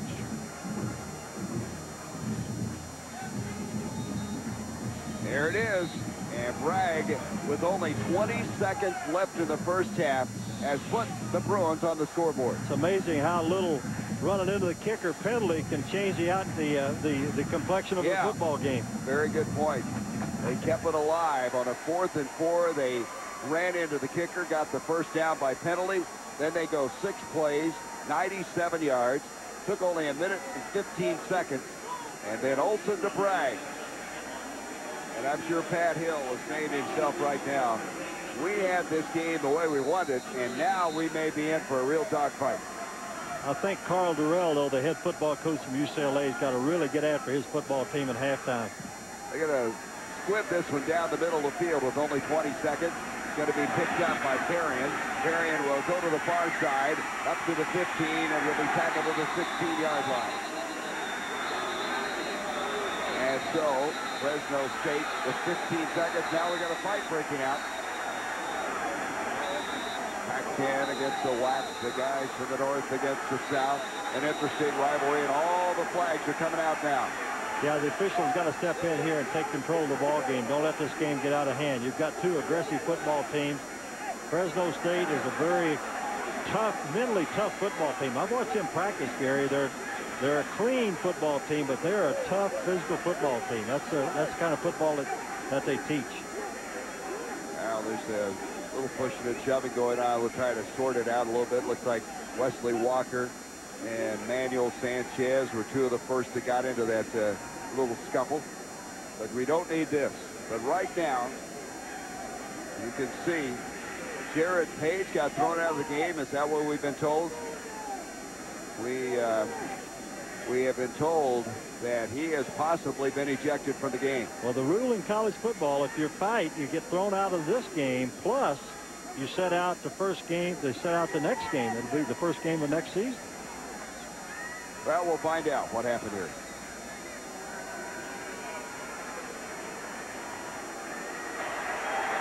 After the play, there were offsetting personal fouls on both the offense and the defense. There was also an unsportsmanlike, flagrant unsportsmanlike foul on the defense. The player, by his actions, has ejected himself from the remainder of the game. First down. So that is Page. He's through for the night. He thought he felt bad before because of the flu. He's got to feel worse now. So he's gone for the night. Probably means that Kevin Brandt will replace him at the strong safety spot. See if we can figure out what he did here. We had offsetting personal foul penalties, and I think we're going to see Page come in here after the play's over. The officials are trying to separate them. Couldn't tell from that angle what he did. He was in his face, but anyway, he's gone. I didn't see him throw a punch, Gary. I didn't either. It looked like he was talking to the ref. He had 1 quarterback pressure, 3 tackles, and Page is out for the night, and we are out for the first half. 17-7. Fresno State with the lead, but kind of a strange ending to this game. This first half, as that long touchdown pass has Carl Durrell all fired up. He's out in the middle of the field. I think he's unhappy about Page being ejected from the game. But his team has something to fight for now. Let's go down to Anne Marie. She's with Pat Hill. Coach, your running game has dominated much of the first half. What is allowing you to have so much success against UCLA's defense? Well, our kids are coming off the ball well, but we made 2 real critical mistakes. We fumbled a 3rd and short when we were in scoring position, and we roughed the kicker we were going for the block, but we got to run into the kicker call, which really hurt us and gave them that last drive. We got to come back out in the second half and just keep pressing the ball on them, with a physical game. Up until the last 2 minutes of the first half, you controlled the momentum. How do you attempt to regain that for the second half? Now we're just going to do a little bonding at halftime. Thanks, Coach. Guys, back to you. All right, Ambry, a little bonding. I like that. Reese Davis, Trev Alberts, Mark May are standing by, and we're going to send it to them at the halftime. And Gary, certainly the three of us, if we know nothing else in life, New Year's Day on ABC, Mike Williams and the Trojans try to get a share of the title against Chris Perry and Michigan. Trojans last won a share of the title back in 1978. And the Sonic Bowl Mania Challenge. And welcome to the Silicon Valley Football Classic. We're at halftime where the Bulldogs lead at 17-7 with John Cooper. I'm Gary Bender. John, I think UCLA has new hope after what happened at the end of the first half. Yeah, that should give them some spark right before halftime. You get a touchdown, really what I call a cheap touchdown. The Fresno State roughs the kicker. You get new life. The wide receiver makes a great play. So I think the first-year coach, Carl Durrell, will do a great job getting his football team ready to play in the second half. It'll be interesting to see how they respond with Jared Page being ejected from the game. Here's some of the plays early in the game. A fourth down stop by Fresno State as Drew could not get wide. And here is Penninger dumping one off to Sumlin, Bryson Sumlin, and he went 44 yards to pay dirt. And this last play, we're going to see UCLA's wide receiver make a great play. And you can see Dave Ball's having a tough time. I don't know if it's because of the footing or whether they have really done a good job of blocking him. I think it's a combination. Here's a great play for the wide receiver, Bragg, that put UCLA back in the ball game. Great throw and an outstanding catch. Now, the statistics evened up a little bit, but early in this ball game, it was all Fresno State. A long time, UCLA had only 33 yards in total offense. Fresno State completely dominated the game up until about 30 seconds left to go in the first half. I'm impressed with the game plan with Fresno State. They play an outstanding football on offense, defense, and the special teams. Well, the thing that you again wonder about is Carl Durrell was really upset when he retreated to go in the locker room. Upset about Page, and I would imagine there were some fireworks in that locker room. I think we'll see some adjustments by UCLA's defense in the second half. I don't think you can continue to expect your seven-man front to stop Fresno State's running game. Vincent Tainer was 1 of 2 in the field goal kicking department will kick off, and he hits this one very short. I don't know what happened here, but it was not well kicked. It'll go out of bounds, and they'll have it to the 35. I don't know what happened on that kick. He's been struggling a little bit with that ankle, and that he just kind of shanked that one or hit it before he wanted to. Yeah, I think he got under the ball too much. I don't think that was going to be a pooch kick or a squib kick. I think he just mishit the ball. And so UCLA will have the football. They have excellent field position. They have to think that they can still win this football game. That catch by Bragg earlier was something. I mean, Craig Bragg laid out, made a 27-yard touchdown catch with 20 seconds left in the half, and right now the play of the game. So Drew Olson at quarterback. He sends in motion Pat Norton, the fullback. Mishandled snap. Down he goes, and that's not what you had in mind. Bryce McGill was there to drop him. Let's go to Anne-Marie. What did Carl Durrell have to say? Well, I'm sure that's not what Carl Durrell had in mind either. He was very reserved after the half. He just said his team had enough emotion. He was declined to say exactly what he told them. He said he just needed to get in sync on offense. Also, I talked to the lead official about what Jared Page did to get ejected. He said it was a combination of unsportsmanlike conduct, and vulgarity. He wouldn't say whether it was directed at him or the players. It looks like both. Wow. So Page is gone for the rest of the day. Here is Olson now giving off to Drew. Drew first down across the 40 to the 45. Very close to the first down. That was a very good run by Drew. That's the first time I've seen that burst that we've been looking for by Drew, the running back. You can see UCLA how they started this game. I mean, it was not good, to say the very least. And then the touchdown as they were able then to come back, score the touchdown, and get themselves in a position to make a move in this game. But they had an interception at the start of the game on the first series and could not capitalize on that. Rodney Leslie picked off a ball that was deflected by the All-America Dave Ball. So this is another handoff to Drew, and Drew pounds it forward after picking up a first down. This will be a gain of 2. I would think that all of a sudden Carl Durrell is saying, hey, we have got to play some smash-mouth football. Come right at them. It looks like this is a different UCLA football team so far in the second half. Looks like they've got at least coming off the ball. The offensive linemen look like, Gary, they're firing out, trying to establish a running game. This offensive line for UCLA is very young. There are no seniors up front, and they've had to make a lot of adjustments. They only averaged 94 yards rushing this year, and they gave up 49 sacks, and that's a deadly combination. Here comes the blitz.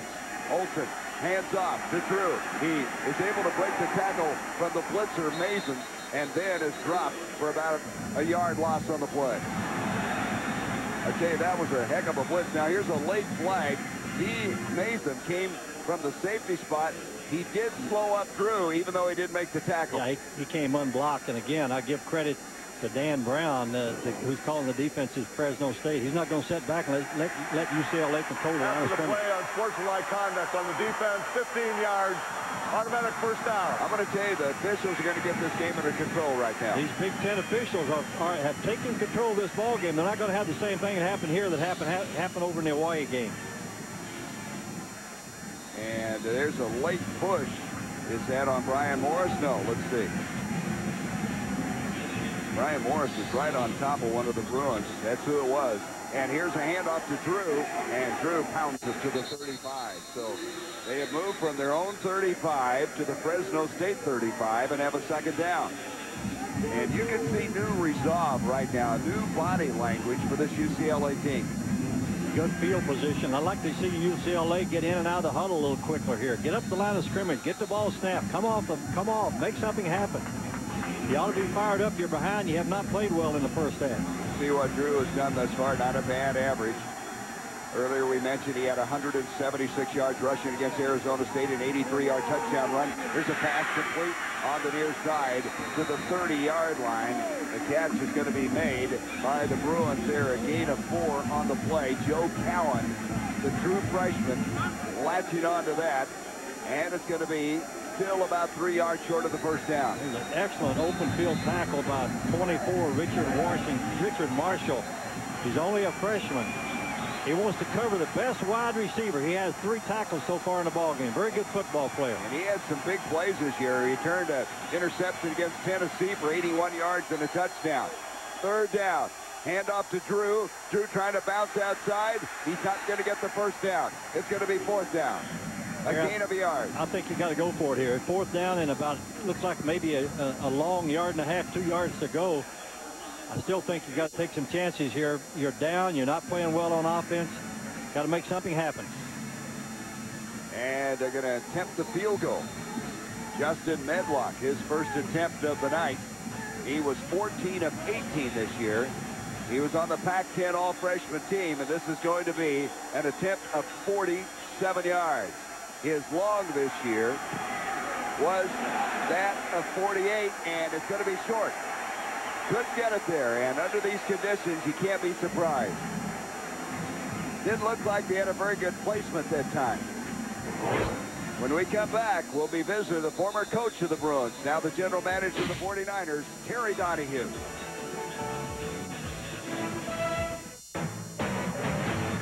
I told you Terry Donahue is going to join us, and he influenced Carl Durrell to become a coach. He saw something in me that I didn't see. You know, I was done playing at UCLA and was going to accept a job at a major business firm, and he pulled me aside and said, you know what, I don't have a receiver coach for spring ball at that time because my coach had left to go to the NFL, Homer Smith, and he coached both quarterbacks and receivers. And so I said, you know, why not? I have a couple weeks until I start, and when I went out for spring ball and coached my first practice, I was hooked. Well, and Terry is with us now from Westlake Village. And Terry, what did you see in Carl Durrell? Well, Gary, you know, Carl was an excellent player. He was a guy who had great technique as a football player, someone who had outstanding work ethic, and he had integrity and character, and he was smart. And anytime you get a guy that can work like that, you know that you can teach him how to teach. And Carl became an excellent coach. That was the gain of 4 in that last play. It'll bring up 2nd and 6. Terry, watching UCLA here tonight, what's your evaluation thus far in this football game? Well, I think, first of all, you got to give Fresno State a lot of credit. They're a very fast, physical team, and as John Cooper has pointed out, they've had an excellent game plan in all phases of the game. But I think as I watch UCLA, this is not one of the more talented UCLA teams that they've had. This team is a spirited team. It's playing hard, but frankly, it's just not as physical, nor does it have as much team speed as a team like Fresno State. That doesn't mean they can't win the game, but I think Fresno State's every bit or more talented. Terry, you mentioned, we were talking earlier in the day, you mentioned UCLA's got to go out and recruit some players because they're going now against crosstown USC, who's got a great football team. Well, there's no question. Carl Durrell and his coaches have got to upgrade the talent level at UCLA. And in order to compete in the Pac-10 and against teams like USC, you've got to have good football players. And John, as you know, some of our former UCLA teams and your teams at both Arizona State and Ohio State, you win with great players. And you know, great players make good coaches, and that's what you have to do. You have to go out and recruit. It's amazing how much better coach you are when you get good players. You're exactly right. Hey, Terry, you had such success. What a great job you did at UCLA. But one of the things you have to do, you have to beat USC, don't you? Well, you have to beat your crosstown rival or your rival enough times. You don't have to beat them all the time, but you certainly have to beat them enough to keep employed. And you know, in my particular case, when I was at UCLA, I had 20 years as a head coach, and when it was all over, my record against SC was 10-9-1. You know, yeah. So we didn't dominate them, but we beat them enough. You know, and so that's what you have to do. We have a third down in the yard. Pettinger trying to sneak it, and it's close as he tried to move forward. I don't know if he got enough surge out of the offensive line. Terry, is the honeymoon going to be over for Carl Durrell? I mean, how long do you get at UCLA to get this thing going again? Well, I certainly think you've got to give a coach time to recruit his own players. John knows this, that, you know, you've got to be able to get your program implemented. And your program doesn't mean just putting in your offense and defense or your off-season program or your academic program. It means being able to get your players in school. And, you know, people are going to be short-sighted in some cases, but the university there, I think, will give Carl Durrell plenty of time to get his program implemented and give him a chance to win. He's a good, young, bright coach, and he's got all the credentials to be successful, and he's just going to need some time, and as John pointed out, he's got to go recruit and get some players. Terry, I pointed out earlier, I like his coaching staff. I think they've made some good adjustments here at halftime. But I like this coaching staff he has. I think he's got some very good assistant football coaches working for him. Well, you know, when you look at Carl's background, he's been a lot of great places. He was at UCLA. He was at the University of Colorado, Arizona State, Washington, the Denver Broncos. I mean, Carl Durrell has a very diverse and a very good background in football. And so he knows good football coaches, and I'm sure that he'll surround himself with the right kind of people. You got to have a great staff if you're going to be successful. One man can't do it. It's just too big of a job. I want to point out one other thing, TD. I thought you made a good point. Carl's first year at UCLA, 6-6. Your first year at UCLA, if I'm not mistaken, you're like, what, 9-2-1 or something like that? Yeah, well, we were left with better players, John. You know, I had better players. Really, frankly, and I'm not being critical of the UCLA players. They play with good spirit, and I think Carl's playing. The players are playing hard for Carl Durrell, and they certainly haven't quit. They won't quit tonight. But the reality of it is, I think that my first year at UCLA, I inherited a bunch of athletes that were more gifted than maybe he's inherited. Well, right now, Terry, UCLA is playing pretty well defensively. They've snuffed out this drive. Hey, tell Andrea hello for us, and we look forward to seeing you again, and good luck. I know you've got a lot of salary cap issues with the 49ers. Hope you can get Terrell Owens to sign with you again. Well, we'll get it going, and both you guys look like movie stars on TV. Hey, Terry, you're nice. Happy New Year, Terry. Thanks for being on with us. Always good to visit with you. Happy New Year, guys. I'm going to tell you, Gary, that guy's a great football coach. He's the winningest football coach in the history of the Pac-10 Conference. That's how good he was. Well, we know him from way back in the days of Kansas. In the College Hall of Fame. Did a great job at Kansas and at UCLA, and doing an outstanding job for the 49ers. It's underway to Craig Bragg. He's got on that hit. UCLA has stopped the Fresno State Bulldogs. Now, there is a penalty flag way back inside the 15-yard line. That ball rolled dead to the 31. I tell you the thing I appreciate about Terry Donahue. He was a walk-on player at UCLA. How big was he when he played defensive tackle? 195-pounder, but I'm telling you right now, he could flat play. He played on our Rose Bowl 1965 UCLA championship Rose Bowl team that beat a #1 Michigan State football team in the Rose Bowl. Yep. So anyway, Terry, thanks for being with us, and wish you that Happy New Year as well. So they're going to have to punt this again. Gary, while we're talking to Coach Donahue, these Bruins are fired up in the second half. Had a great stand there defensively. They changed their complexion. They're coming after them now, putting a lot more pressure on the quarterback. And so Lingua will have to punt again. This time about 3 yards deep in the end zone. So UCLA figures to get great field position. It's 4th and 37 right now as he punts away. So they were going backwards and now going to have to kick the ball. The snap was there, and it's blocked. And falling on it, knocking it out of bounds. So it'll be a safety. Is one of the Fresno State players. Fayoa is the guy who blocked it.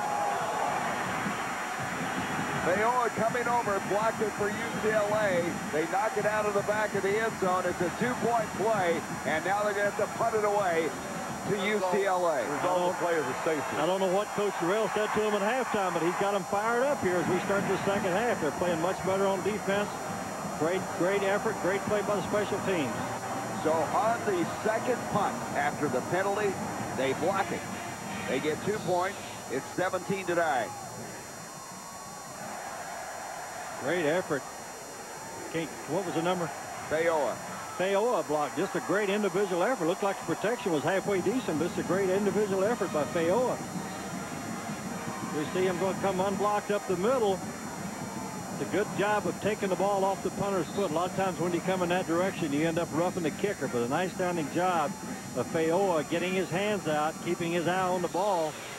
Duncan Reed, who snapped the ball and is also a tight end, was alert enough to get back there, get that ball out of the field of play, so UCLA could not recover for a touchdown. That's a good point. UCLA recovers the ball in the end zone. Obviously, they've got a touchdown. And instead of that, they end up with a safety, a 2-point safety, but they're still going to get the ball in good field position after the kickoff here from the 20-yard line. Ossie Fayoa out of Anaheim, California, a senior. He's been their 5th guy in that defensive line, and he just made a huge play. And this game right now looks like it is turning. After being all Fresno State, now UCLA is clawing back into it. So they'll have to punt this, and again, UCLA will get excellent field position. Lingua, who just had his punt blocked, will punt it.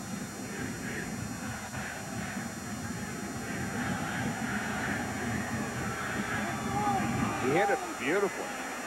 Drifting back is going to be Craig Bragg. He's got it at the 25, up to the 30, 35, 40, to the 43-yard line. There is another penalty flag.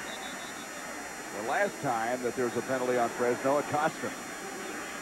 Let's see who this is against. Nice return that time by Bragg.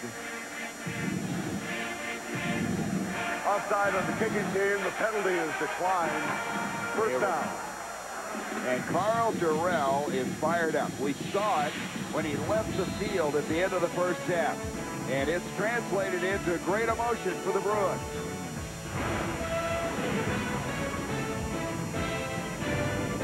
Exclusive presentation of the 2003 Silicon Valley Football Classic. Brought to you by KFC Honey Barbecue Wings. For real wings, real fast, you got a KFC what's cooking. By City Identity Theft Solutions. Free help getting your life back. That's using your card wisely. And by Pontiac. Catch the Rose Bowl halftime show for the return of a high-performance legend. The 350 horsepower Pontiac GTO. UCLA with a chance now to make another statement in this game. They're coming back and coming back strong. Akeem Harris able to move it out now to the 45. In the last 4 plays for Fresno State, they've had a minus 30 yards plus a 10-yard penalty. They've done nothing here in the third quarter. It's been all the Bruins. Again, I think the adjustments that UCLA made defensively at halftime, Larry Kerr, the defensive coordinator, and his staff did a good job. They put a lot more pressure on Fresno State's offense here to start the second half. Ball at the 45 of the Bruins. Second down. 6 yards to go. They're playing really the most muddy portion of the field. Taylor goes in motion. Flag on the play. Give to Drew, and he's going to be thrown for a loss. So the flag came out about the time the ball was snapped. Todd Garcia, the linebacker over there, to read that play extremely well.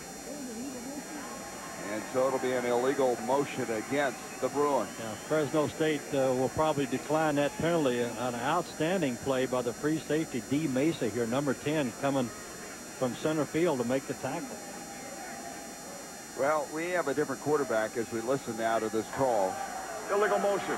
Offense. The penalty is declined. Third down. The old quarterback, Drew Olson, in the first half really struggled. He could get nothing going. He mishandles the snap. He was buried for a loss. He had big pressure, took a big shot from Nathan Ray. He had 33 yards of total offense, and then all of a sudden, a 27-yard strike to Bragg. That gave UCLA hope. They sent the score to safety. They have the ball as they come out now with 5 wideouts. Olsen over the middle, and it's almost intercepted. Lewis, the intended receiver. Very good coverage by Emmanuel Sanchez, who, by the way, had 3 interceptions this year. And Nate Ray, the other free safety, Fresno in a nickel package. Outstanding coverage by the secondary Fresno State. So it's going to bring up a 4th down as they had 2 guys all over the big tight end that time. I'll tell you what, they're aware of Lewis. There's no question. They know what a threat he can be down the seam. So Cluey will punt away to Berrien. Bernard Berrien will go back inside the 20-yard line. This guy averaged 10.5 yards a punt return this year. He's going to try to return this one. First man misses. And he's going to be stormed down at the 12. Good coverage that time by the Bruins. And so a 45-yard punt, a 2-yard return. They've had a lot of fun here at the Silicon Valley Classic as we're going to talk about the salsa. Hi, I'm Mr. Mays, I'm safety for Fresno State University. And when we get back, I'm going to show you how to salsa.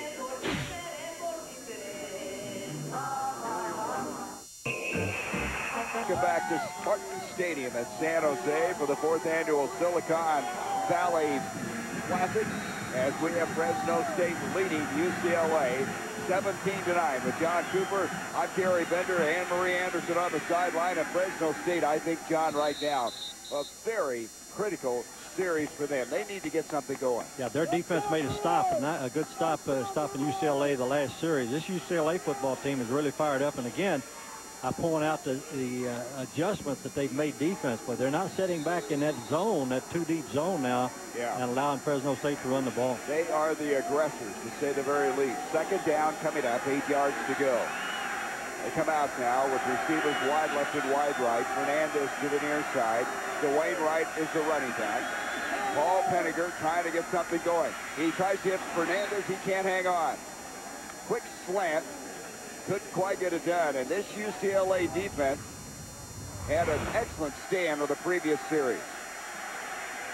You can see the sack as Boschetti came through to nail him. And good pressure coming that time. And the block by Vayoa. And eventually the safety. I mean, it was a dominating defensive series. There's no question about it. They're bringing pressure now. They're not sitting back and being passive. They're coming after Fresno State. Here's a big 3rd down. 3rd down and 8. 4 wide receivers for Fresno State. Thad Hill's got to be nervous if they don't keep this drive going. He throws near side, complete. The catch is made by Jermaine Jamison, but he's short of the 1st down. He is short by at least a yard. And so now it's going to be a 4th down. They get 4th down and about a yard and a half to go.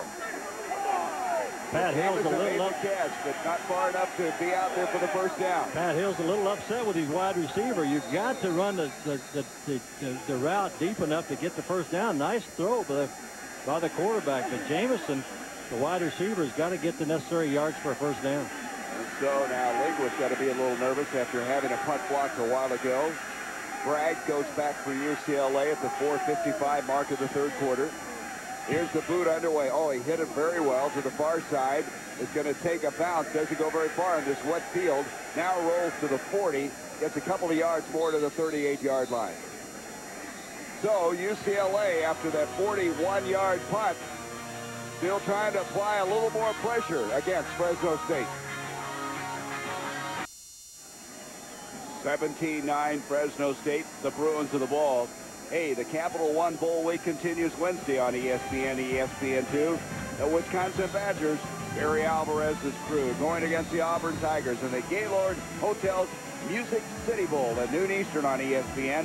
Then at 3:30 Eastern on ESPN2, Conference USA champion Southern Miss takes on Mountain West champion Utah. Arkansas against Missouri as we continue the bowl coverage here on ESPN. Our family continuing to have a lot of action developing here as we go into the last year of this year, last week of the year. There's a pass incomplete. Joe Cowan, the intended receiver, Therian Fontenot, had a hand on it. I'll tell you what, though, Olsen looks different to me. There's something about the way he's moving around. He's much more confident. I tell you, he better pinpoint those passes because this secondary, Fresno State secondary, they're well coached and they're flying around. There's not many receivers open. Second down and 10. UCLA with excellent field position with 4.5 minutes to go here in the third. Handoff comes to Drew, and Drew's going to pound it across the 40 to about the 42. And a gain of 2 on the play. And so it's going to bring up a third down and still almost 7 yards to go. Good time here, Gary, to come back with the screen pass that UCLA had right before halftime.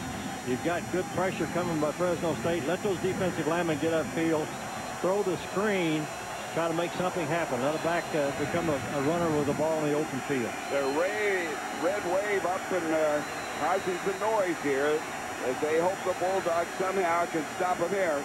On third downs, you can see UCLA 1 of 10. Olsen's going to be dropped. That's Garrett McIntyre. What a game he has played. He has been all over the place. He has the sack, and that will force UCLA to punt the football. McIntyre is really showing up, isn't he? Good. They're going to see number 71 McIntyre here come what we call a swim technique. Get up the field. The left tackle turned him loose, thinking the guard was going to pick him up. Outstanding pressure, outstanding pass rush by Garrett McIntyre. They say that he has a motor that never stops. There's clearly the big punt. Perry goes back to field to the 15, up to the 20, and he goes out of bounds at the 23-yard line. A late flag. We may have a late hit. That's a push in the back. That's a good call. That was pretty obvious. It looked like if the official, the player was going to get by with that, but the official saw it and threw a late flag. And so Fresno State will be awarded with additional yardage. Right here in the open field. Good call by the official. Yep. So it is going to go against Fresno State. I thought initially it was going to be a late hit, but it is against. Illegal block in the back by the returning team. 10 yards from the spot of the foul. First down. Yeah, there it is. You can see it. And so that will move it back as that was Mazer, their inspirational leader that time with an ill-advised block, and that'll move the ball back to the 13-yard line. This is a good job of this Big Ten officiating crew tonight. I think they've done a nice job officiating. Matt Hill, very, very concerned, as well he should be. His team has got nothing going here in the third quarter offensively. 3:06 left in it. Henniger gives off to Sumlin, and Sumlin is swarmed under. This is such a different football game. I mean, in that first half, UCLA was stopping nothing. Matt Ball, the identical twin to Dave, was there for the tackle. What's happening, Gary? UCLA is putting. Look at the people. They've got 8 people up on the line of scrimmage stopping the running game. That's a good adjustment that they made here at halftime on the defensive side of the ball by UCLA. So Penninger and company has a second down and 11. They'll have Fernandez and Berrien split to the top. 3 wideouts. Going to send Rodney Davis in motion. Penninger looks that way. The ball comes out of his hands. Into the fumble or an incomplete pass. The ball is down at the 1-yard line. Penninger started to throw the ball, and it came out. The ball's in the end zone, isn't it? Well, they're saying it's at the 1, I think. That's where the official was standing. But I guess this is ruled a fumble. I guess his hand was not coming down. His arm was not coming down. I think it's a fumble. I thought at first the ball was recovered in the end zone. No, it's got it at the 1. So now they're really backed up. A loss of 11 on the play. This is a good call. The ball just goes out. He's a slick ball. The ball goes out behind the quarterback, which is a fumble. Yeah, and Jamison saved it for him. Saved it to 1. They come to the line of scrimmage quickly now. Long ways to go. Third down. About 22 yards to go. Henniger, they're going to try to wedge it out a little bit, and now they blow the play dead before the snap of the ball. I think we've got a delay of the game penalty, Gary, but it's going to be about a 6-inch penalty. Half the distance to the goal? Half the distance.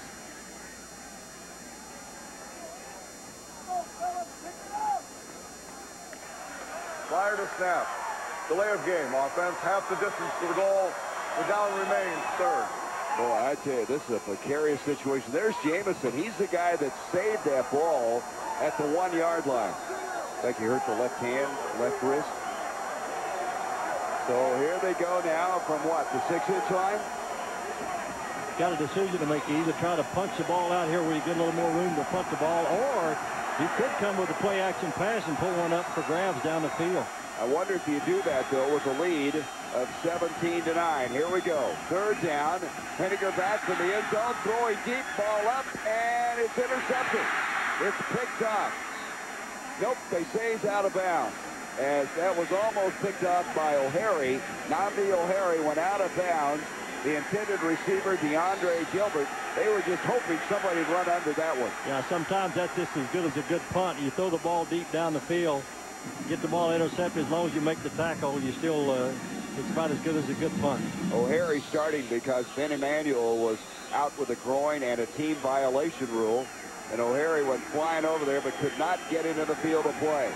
Now Lingwood, a punt, going as deep as he can in the end zone. Bragg is back for UCLA at the 39. 54 seconds left in the third. The boot underway. He hammers it. And there's a flag. We may have a roughing the kicker. Off it comes to Bragg. Bragg to the 50. Bragg going to be dropped at the 49. Gary, we've got a roughing the penalty. This is a 15-yard penalty. It'll be an automatic first down. That is a critical mistake. You know what? It's a good call. As Maurice Drew was the guy who came flying in there, Carl Durrell and his coaching staff in disbelief. Watch the replay here. This is a good call. I think this is an obvious roughing the kicker. Kick. Personal foul. Roughing the kicker. Defense. 15 yards. Automatic first down. Didn't matter. They had an acre to go for a first down. This is a good job here. It's a bad job. The defensive man needs to go to the point where the ball is going to be kicked. You don't ever go for the punter. You go for the ball. Boy, remember that play. That could be the biggest play of the night. As they had him punting away, now they get new life. They have it at the 15-yard line, first down. Henniger gives off to Davis. Davis wedges it out close to the 20, gain of 4. And now some pushing going on. There's some short tempers on the field right now.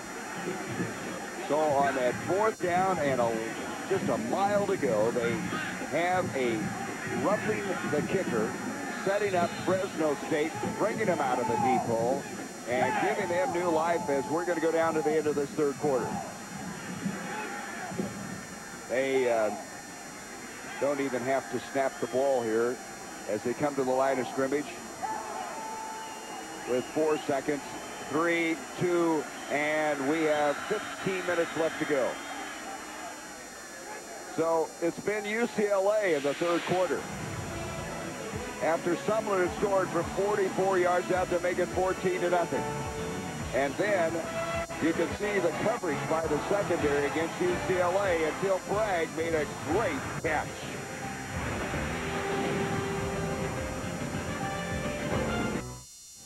$15 minutes to go, and John Cooper, we're just talking about that fourth down and 22, roughing the kicker penalty. Why did they even come after him on that play? Well, I think a wise decision would be to hold up and try to get the ball in good field position. If you block it, a lot of times it goes out of the end zone, you get another safety. But as the end result, Fresno State has a new life. Here's Rodney Davis fighting forward. It's going to bring up the third down. Well, we talked about Shaq and his big game to have to block Dave Ball. With more than that, here's Anne Marie. Well, that's right. Blocking Dave Ball is tough, but his upbringing was even tougher. Shaq grew up in South Central Los Angeles among gang violence. The Crips ran his block, and one block over were the Bloods. That close proximity led to many drive-by shootings and street muggings. Shaq says his grandmother kept him and his siblings inside in an attempt to stay out of harm's way.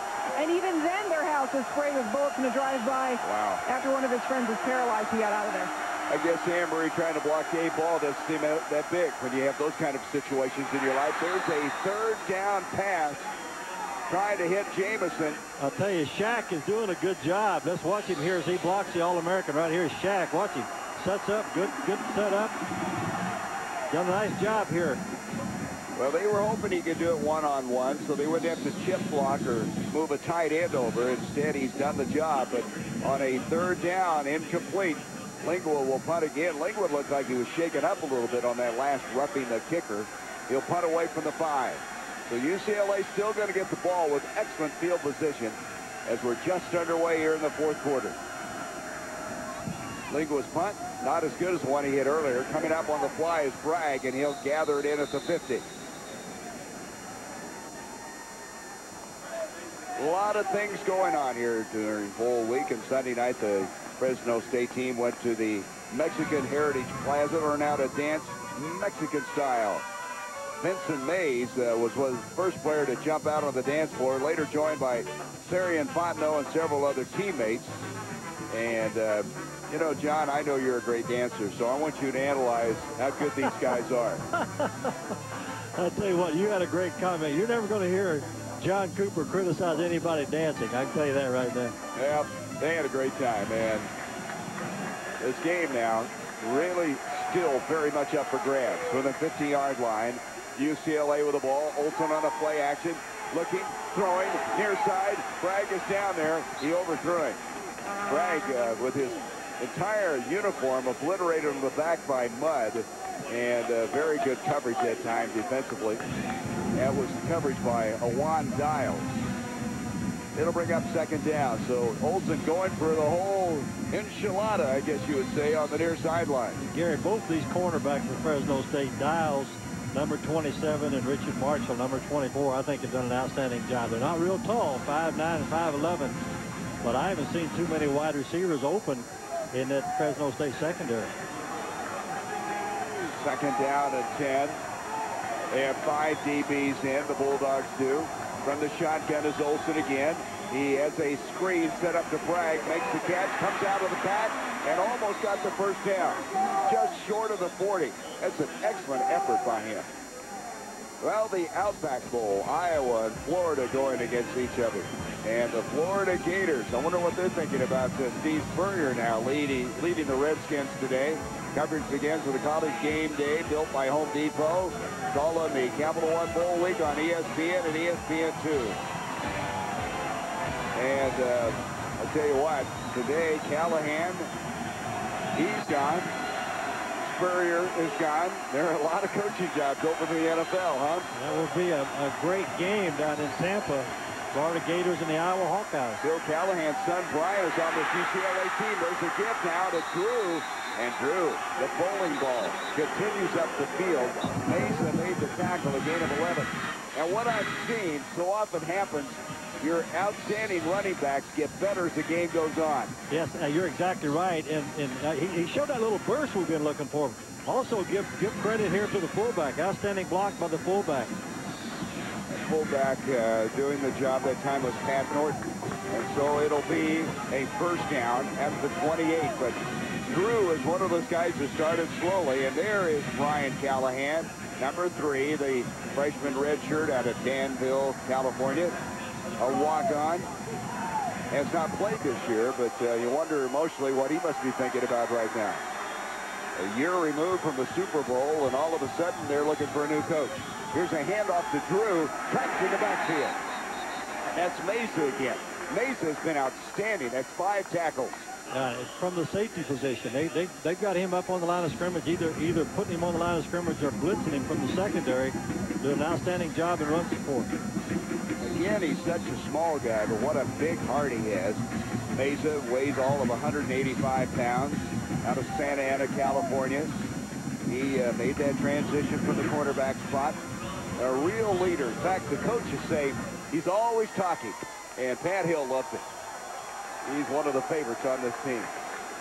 Second down now, 12 yards to go. Harris is in the backfield. Olsen wanting to throw into the end zone, and it's almost picked up. Almost intercepted by Richard Marshall. Not well thrown that time. That pass was incomplete again because Garrett McIntyre, number 71, all over the quarterback. They don't have anybody can block him up front. Here he comes. Inside rush again. Little swim technique. Great pressure. Got in the quarterback's face. It's hard to throw the football, Gary, when you don't have time to plant your feet.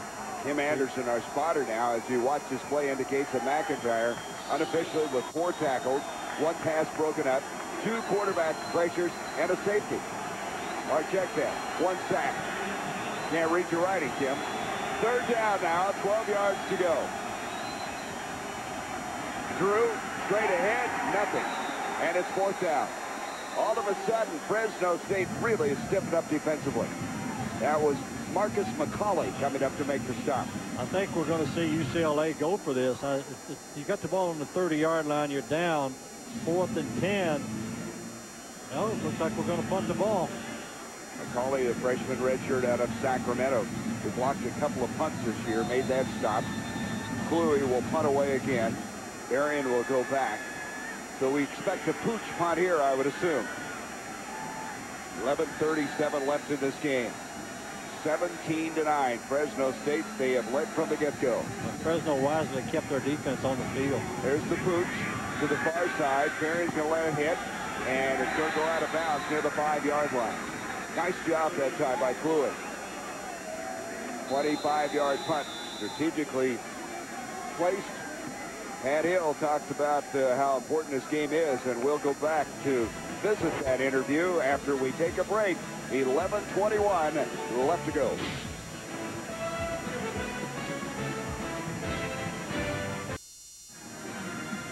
Pensy Pat Hill, as he should be. His team just outside their own 5. Henniger in the second half, 2 of 5 for 0 yards passing. What a turnaround in the second half. Henniger's going to give up, and they're going to try to wedge it out for a couple of yards. Rodney Davis, as Pat Hill talked about the fact this is such a big game for Fresno State. I was brought up under the lights of UCLA. My coaches were all UCLA people. I was brought up on a Crowther sled, and UCLA was always something that was big in my young football life. So getting an opportunity to play them now for our 3rd time, hopefully 3's a charm. Coach for a couple of good football coaches, Jim Sweeney and Dick Tomey, 2 outstanding college football coaches. There are a lot of guys here through the years. Dick Vermeil, Bill Walsh coming from the San Jose area as well. Here's a handoff again to Davis. Davis getting it out close to the 10-yard line. Gain of 4. It's going to be 3rd down. Nusalu there to make the tackle. And Fresno somehow needs to find a way to convert this 3rd down. Gary, this is a key play. Matter of fact, I think it's the key play of the ball game so far. 3rd and 6. You're on the own 10-yard line. Look at this. After the first 10 attempts, 7 of 10, and since 3 of 13. You got to give UCLA credit. They have shut it down. 5 wide outs on a 3rd down and 6. Henniger tries a little wide receiver screen. Complete to Paul Williams. I don't understand that play at all. That went nowhere, and it'll bring up 4th down. I mean, UCLA had that one sniffed out from the get-go. Watch Dave Ball here, the All-American defensive end, the bottom of your screen. Watch the pursuit. Down the line, ball is thrown down the line. That's what makes him such a great football player. He is a tough football player, and he got great pursuit. Plays every play 100%. I don't know about that call. It was a screen play, little screen. But it's 4th down, and with 6 yards to go, they're going to punt it out of there. It's going to be Lingua again, and he has been under pressure this second half trying to punt the football. This is a different UCLA defensive football team in the second half. Beautiful punt. He's done a nice job. Bragg goes back, fields it at the 41, and drilled. Great coverage that time. As Manuel Sanchez after a 49-yard punt dropped him in his tracks. Sanchez has really flashed tonight, hasn't he? That's as good open field tackles you'll see in college football. So UCLA's got it down 17-9.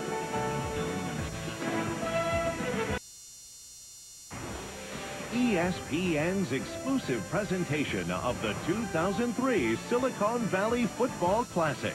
Brought to you by City Identity Theft Solutions. Free help getting your life back. That's using your card wisely. And by Bowflex, the choice of professionals. Visit Bowflex on the web at bowflexendzone.com. Well, the Christmas park still in effect. Downtown San Jose, beautiful setting. All the young kids coming down there, maybe hoping to find Santa again in case he didn't bring the right presents. Anyway, you would think it's getting critical for UCLA. They got to make a move here. Of course, they can score and go for 2 to tie. The time will be important here pretty soon. Olsen scrambling around. He's going to be sacked. Buried. I mean, they moved that offensive line right into his face, and down he goes just outside the 35. Give credit to Bryce McGill, the all-WAC linebacker, and Brian Morris, who led Fresno State in sacks with 10. They were the first 2 to get there. I think that's a good point. Also, I think the credit needs to go to that secondary. That was a little bit of a coverage sack also. The defensive backs for Fresno State are doing an outstanding job. So it brings up 2nd and 15.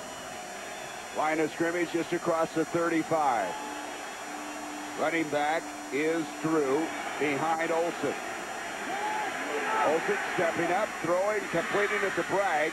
Bragg lunges forward, still about 8 yards short of the first down. With John Cooper and Ann-Marie Anderson, I'm Gary Bender. Welcome to the Silicon Valley Football Classic. We have 8 minutes left to go in this game. Fresno State, after jumping up to a 17-0 lead, now kind of hanging on as they have a 17-9 lead. It's been a game of 2 different halves. As you can see, Fresno State did a great job in the first half, and now it's been UCLA fighting back uphill. Big 3rd down, 3rd and 8. Olsen with a deep drop, blitz coming, and it's caught. The catch is made by Joe Cowan, wrestled out of bounds, short of the first down. I tell you, they had a lot of time to throw that ball. It was a late delayed blitz. Delayed blitz by the free safety coming from the left side of your play here, but also great coverage by the cornerback from Fresno State. I can't say enough about the coverage of these defensive backs tonight. And so it'll be Cluey punting away. Varian will go back to the 20-yard line. Clock running, 7 minutes left in this game. Cluey has been a busy guy here tonight punting the ball. His boot very high. Varian drifting back. He's going to let it hit, and it's going to make it in for the touchback. We're taking a chance on this wet field, but it got in. Fresno will have it at the 20 with a 17-9 lead, a 56-yard punt. Welcome back to the Silicon Valley Football Classic. Fresno State is leading UCLA with a little under 7 minutes left. You know, Gary and John, I'm struck by the disparity of emotion between these 2 benches. It's almost like these teams are reflecting the personalities of their coach. UCLA so calm and methodical. Fresno State fired up just like Pat Hill. They're looking to play for something. And Fresno State trying to regenerate some offense as they give this one to Dwayne Wright, who hasn't carried for a while. And he makes a 9-yard run just short of the 30-yard line, and that's probably their best offensive thrust in the entire second half. That's just how difficult it's been, John. This is key. I think if UCLA is going to win this football game, they got to make a stop here. The clock is going to be a factor here real quickly. Both teams have all 3 timeouts remaining. 2nd down, a yard to go. So Wright has been alternating with Sumlin and Davis, but we had not seen Wright for a while. Sumlin comes into the game on this snap. He's a short yardage guy, so you figure he's going to get it, and he does, and he's going to get the first down. Jump back wasn't easy, but looks like he has enough real estate across the 30-yard line. So that is a big first down for Fresno State. Because the clock, after they stop play for a moment to set the sticks, will start up again. I think it's important here for UCLA, again, to press the line of scrimmage, bring those safeties, do some blitzing, try to create a bad play. And Larry Kerr, as you look at him, is probably thinking that very thing. DeAndre Gilbert is split to the top of the field. Everybody else is in tight. Penninger will give to Sublin, the short yardage guy, pounds it for a couple of yards. So they're going to try to eat up as much time as they can. Justin London out of Roanoke, Virginia, with his 9th tackle. A good adjustment by Larry Kerr, the defensive coordinator. He did have 9 people right on the line of scrimmage, almost knowing that Fresno is going to try to run the ball to eat up time on the clock. You saw a shot of London. He's from Roanoke, which is near Blacksburg and Virginia Tech. He was going to go there, and then his best buddy, who had walked on at Virginia Tech, was killed in a car wreck. And so he elected to come west. And, of course, UCLA is glad they have number 9 at middle linebacker. 2nd down, 9 yards to go. Here's this time Wright trying to go wide. They're not getting much. They'll stay in bounds. They'll keep the clock going. Well, last year was a close game. Georgia Tech faced Fresno State in the football classic. Both teams struggled on the muddy Spartan Stadium grass. The Fresno State defense intercepted Georgia Tech quarterback 6 times, while Bulldog running back Rodney Davis rushed for 153 yards. But you see Davis going here. He had 2 touchdowns, and he had a big interception by Mesa, and Pat Hill celebrated a 30-21 win over the Yellow Jackets. There he is, the MVP of a year ago. 3rd down, 7 yards to go. Penninger over the middle through the hands of Rodney Davis. And they're going to have to punt it away, and that stops the clock as well with the incomplete pass. Well, this is the play right now that's going to come back and haunt UCLA if, in fact, they don't pull it out. They rough the punter on a 4th and 22. And Fresno State dug themselves out of there and still maintain their 17-9 lead. I think you're right, Gary. That changed the complexion of the ball game here in the second half. UCLA would have had the ball in great field position. So now at the 4:07 mark to punt it away is going to be Lingua. Bragg is back standing at the 25. Not a good punt. Bragg comes up and takes, though, a Fresno State bounce and rolling down to the 25-yard line. And that's where the Bruins have it. Still a touchdown and a 2-point conversion away from tying. 41-yard punt with 3:55 to go. Carl Durrell trying to find a magic play, something to get this series going, to try to tie this game up. UCLA will start from the 25. Drew Olson in the second half, John, 4 of 8 for 22 yards. You've got to go to your go-to wide receiver here. You've got to get the ball, I think, to Craig Bragg. Well, Bragg made the best play of the game.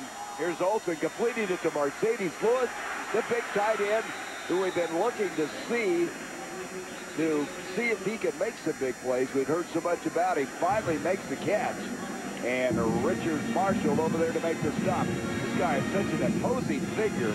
And Lewis spun down, a gain of 5. The clock is going to become a factor here real quick. Like, I think the Bruins got to get in and out of the huddle. You got 3.5 minutes left to go. You're down 8 points. You got to make something happen. And Olson needs some plays here. He's had the 1 touchdown, as has Penninger. Both of them have had very modest numbers. Olson back to throw. And it's Lewis again, and all of a sudden now, they are going to go to the big tight end. He's got a first down. Why not? This guy is imposing at 6'6".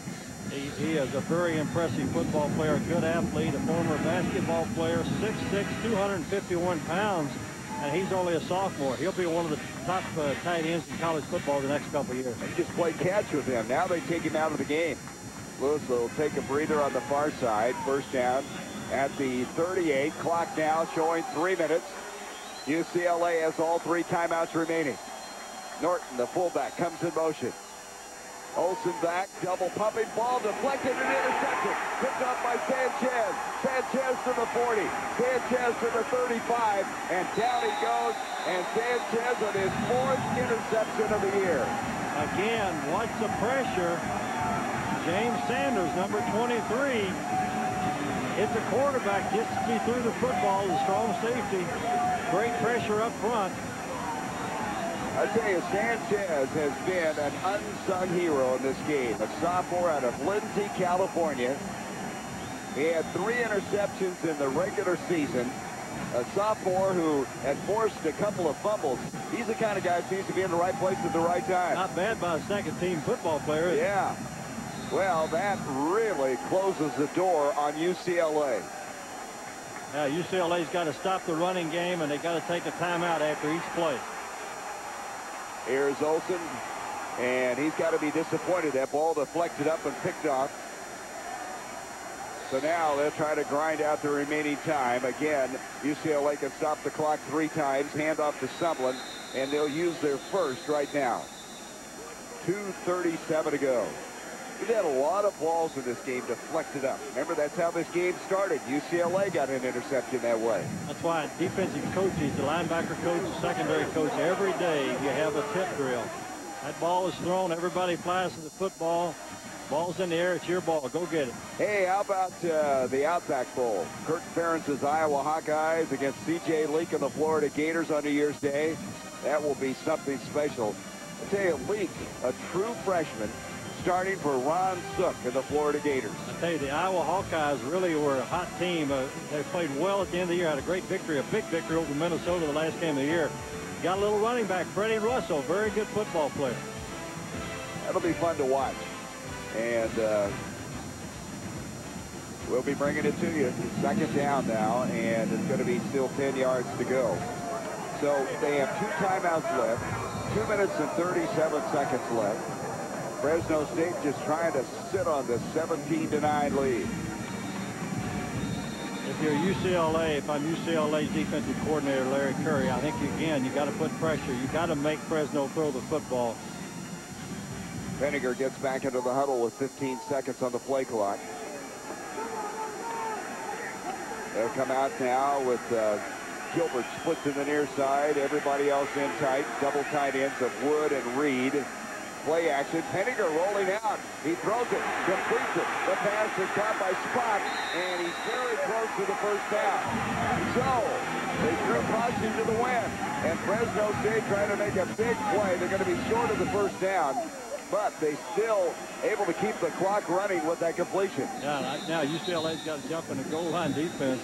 And now we've got a timeout called as UCLA let a lot of time get off the clock after that completion. Take their second timeout, Gary. Fresno State one more first down, and I think that seals the game for the Bulldogs. I think UCLA's got to get in the goal line defense right here, try to stop Fresno from getting the first down. That was a heck of a call. I loved it.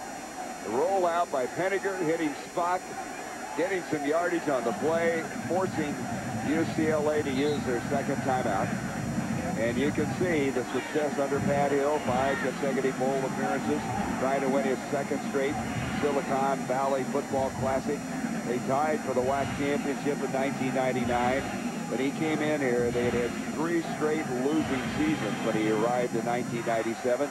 And he has said he wants to establish Fresno State as a perennial top 25 team. And after going 9-5 last year, and this year 8-5, they've won at least 7 games 5 straight years. 54-35 record in his 7th year. An outstanding football coach, tough, hard-nosed coach. Incidentally, Pat Hill was the head coach last year in the East-West Shrine game played here in San Francisco. So now it's going to be 3rd down and a yard to go. Now what's Pat Hill lobbying about right now? 1 timeout left for the Bruins. And the officials returning to the far sideline. Like he wants them to measure here to see how far he's got to go for a first down. You saw our yellow line. I don't think there's any chance it's the first down. No. You can see it from the far side. It's not a first down. Sometimes you won't know how far you've got. Well, on the near side, the sticks aren't always aligned in, you know, the complete fashion that you have across the way. And the ones across the way is the official down marker. This one over here is just helping him where the ball was spotted. So he may, you going to get a measurement here? No, he will not. It looks like he's got almost a yard to go, Gary. I think the officials are... They're going to talk about not doing it and will not. Here we go now. 3rd down and a yard. They get a first down here, and that'll do it. Mark Wood comes in motion. Handoff to Sumlin, fighting for the first down, and it looks like he's got it, and he does. And so that will close the door on UCLA. They stopped the clock for the first down. UCLA again with 1 timeout remaining, but now with another series, and the line of scrimmage to 21-yard line. I can see now why they put 34, someone in there in a short yardage situation. He is a tough football player, 5'10", 200-pound sophomore. And he has scored 9 touchdowns this season. Of course, one in this game today, and also caught a touchdown pass. So he might be a candidate for the MVP. Here's a handoff to him again, and he's going to fight his way to the 20 at about the 19-yard line. And now UCLA will use their final timeout with 1:40 left to go. How about that? He is our Capital One player of the game. And a good choice. I think so, too.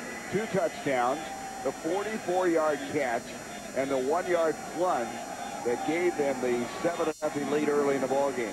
As he gave those 14 points, giving out 14-0 in the lead. There's the 1-yard plunge.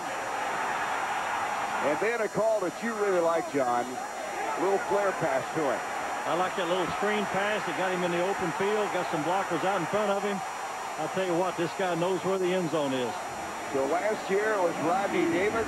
This year it is Bryson Sumlin as the offensive MVP and the Capital One MVP here tonight. So Fresno is going to win their first game ever against UCLA. In the history of the school, they were 0 for 6. Pat Hill was 0 for 2. I'll tell you, you look at the schedule this team plays. I mean, they were at Tennessee. They were at Oklahoma. They feel the toughest schedule in school history, and to still win 8 games. At Colorado State, Pat Hill will play anybody, anywhere, any place, anytime. That's why he's excited about playing UCLA tonight here in San Jose. He was excited, and as he said, it's a chance to make a statement, and I think they have. Here is Sumlin again. Sumlin stays on his feet, fights his way to the 12-yard line. And bodies strewn all along the path as he continued up the field. He's about a yard short of the first down. Well, they're going to say he got the first down. Gary, right here, you take a knee. It's going to be interesting to see. Pat wants to win this game so bad, they may go ahead and run the ball, but I think the correct thing to do is to take a knee. You've got the game won. I agree. And they're in no hurry. There they come out of the huddle now with about 14 seconds on the play clock. 1:18 left to go.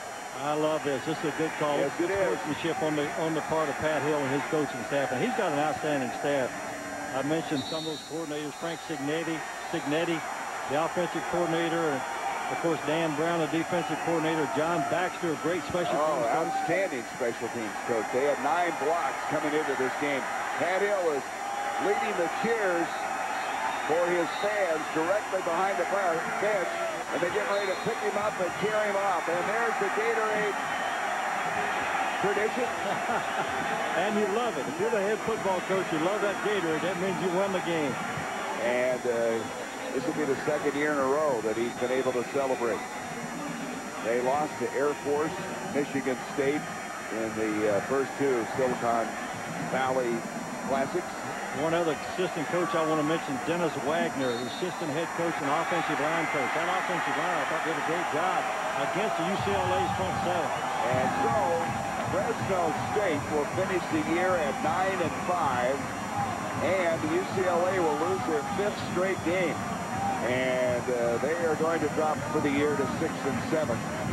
But one of the things you have to give UCLA credit for, they were down in this game big time, 17-0, but they fought back. Well, Terry Donahue mentioned that Carl Durrell's football team, UCLA football team, would not quit. Gary, they did not quit. There's a lot of fight left in that football team.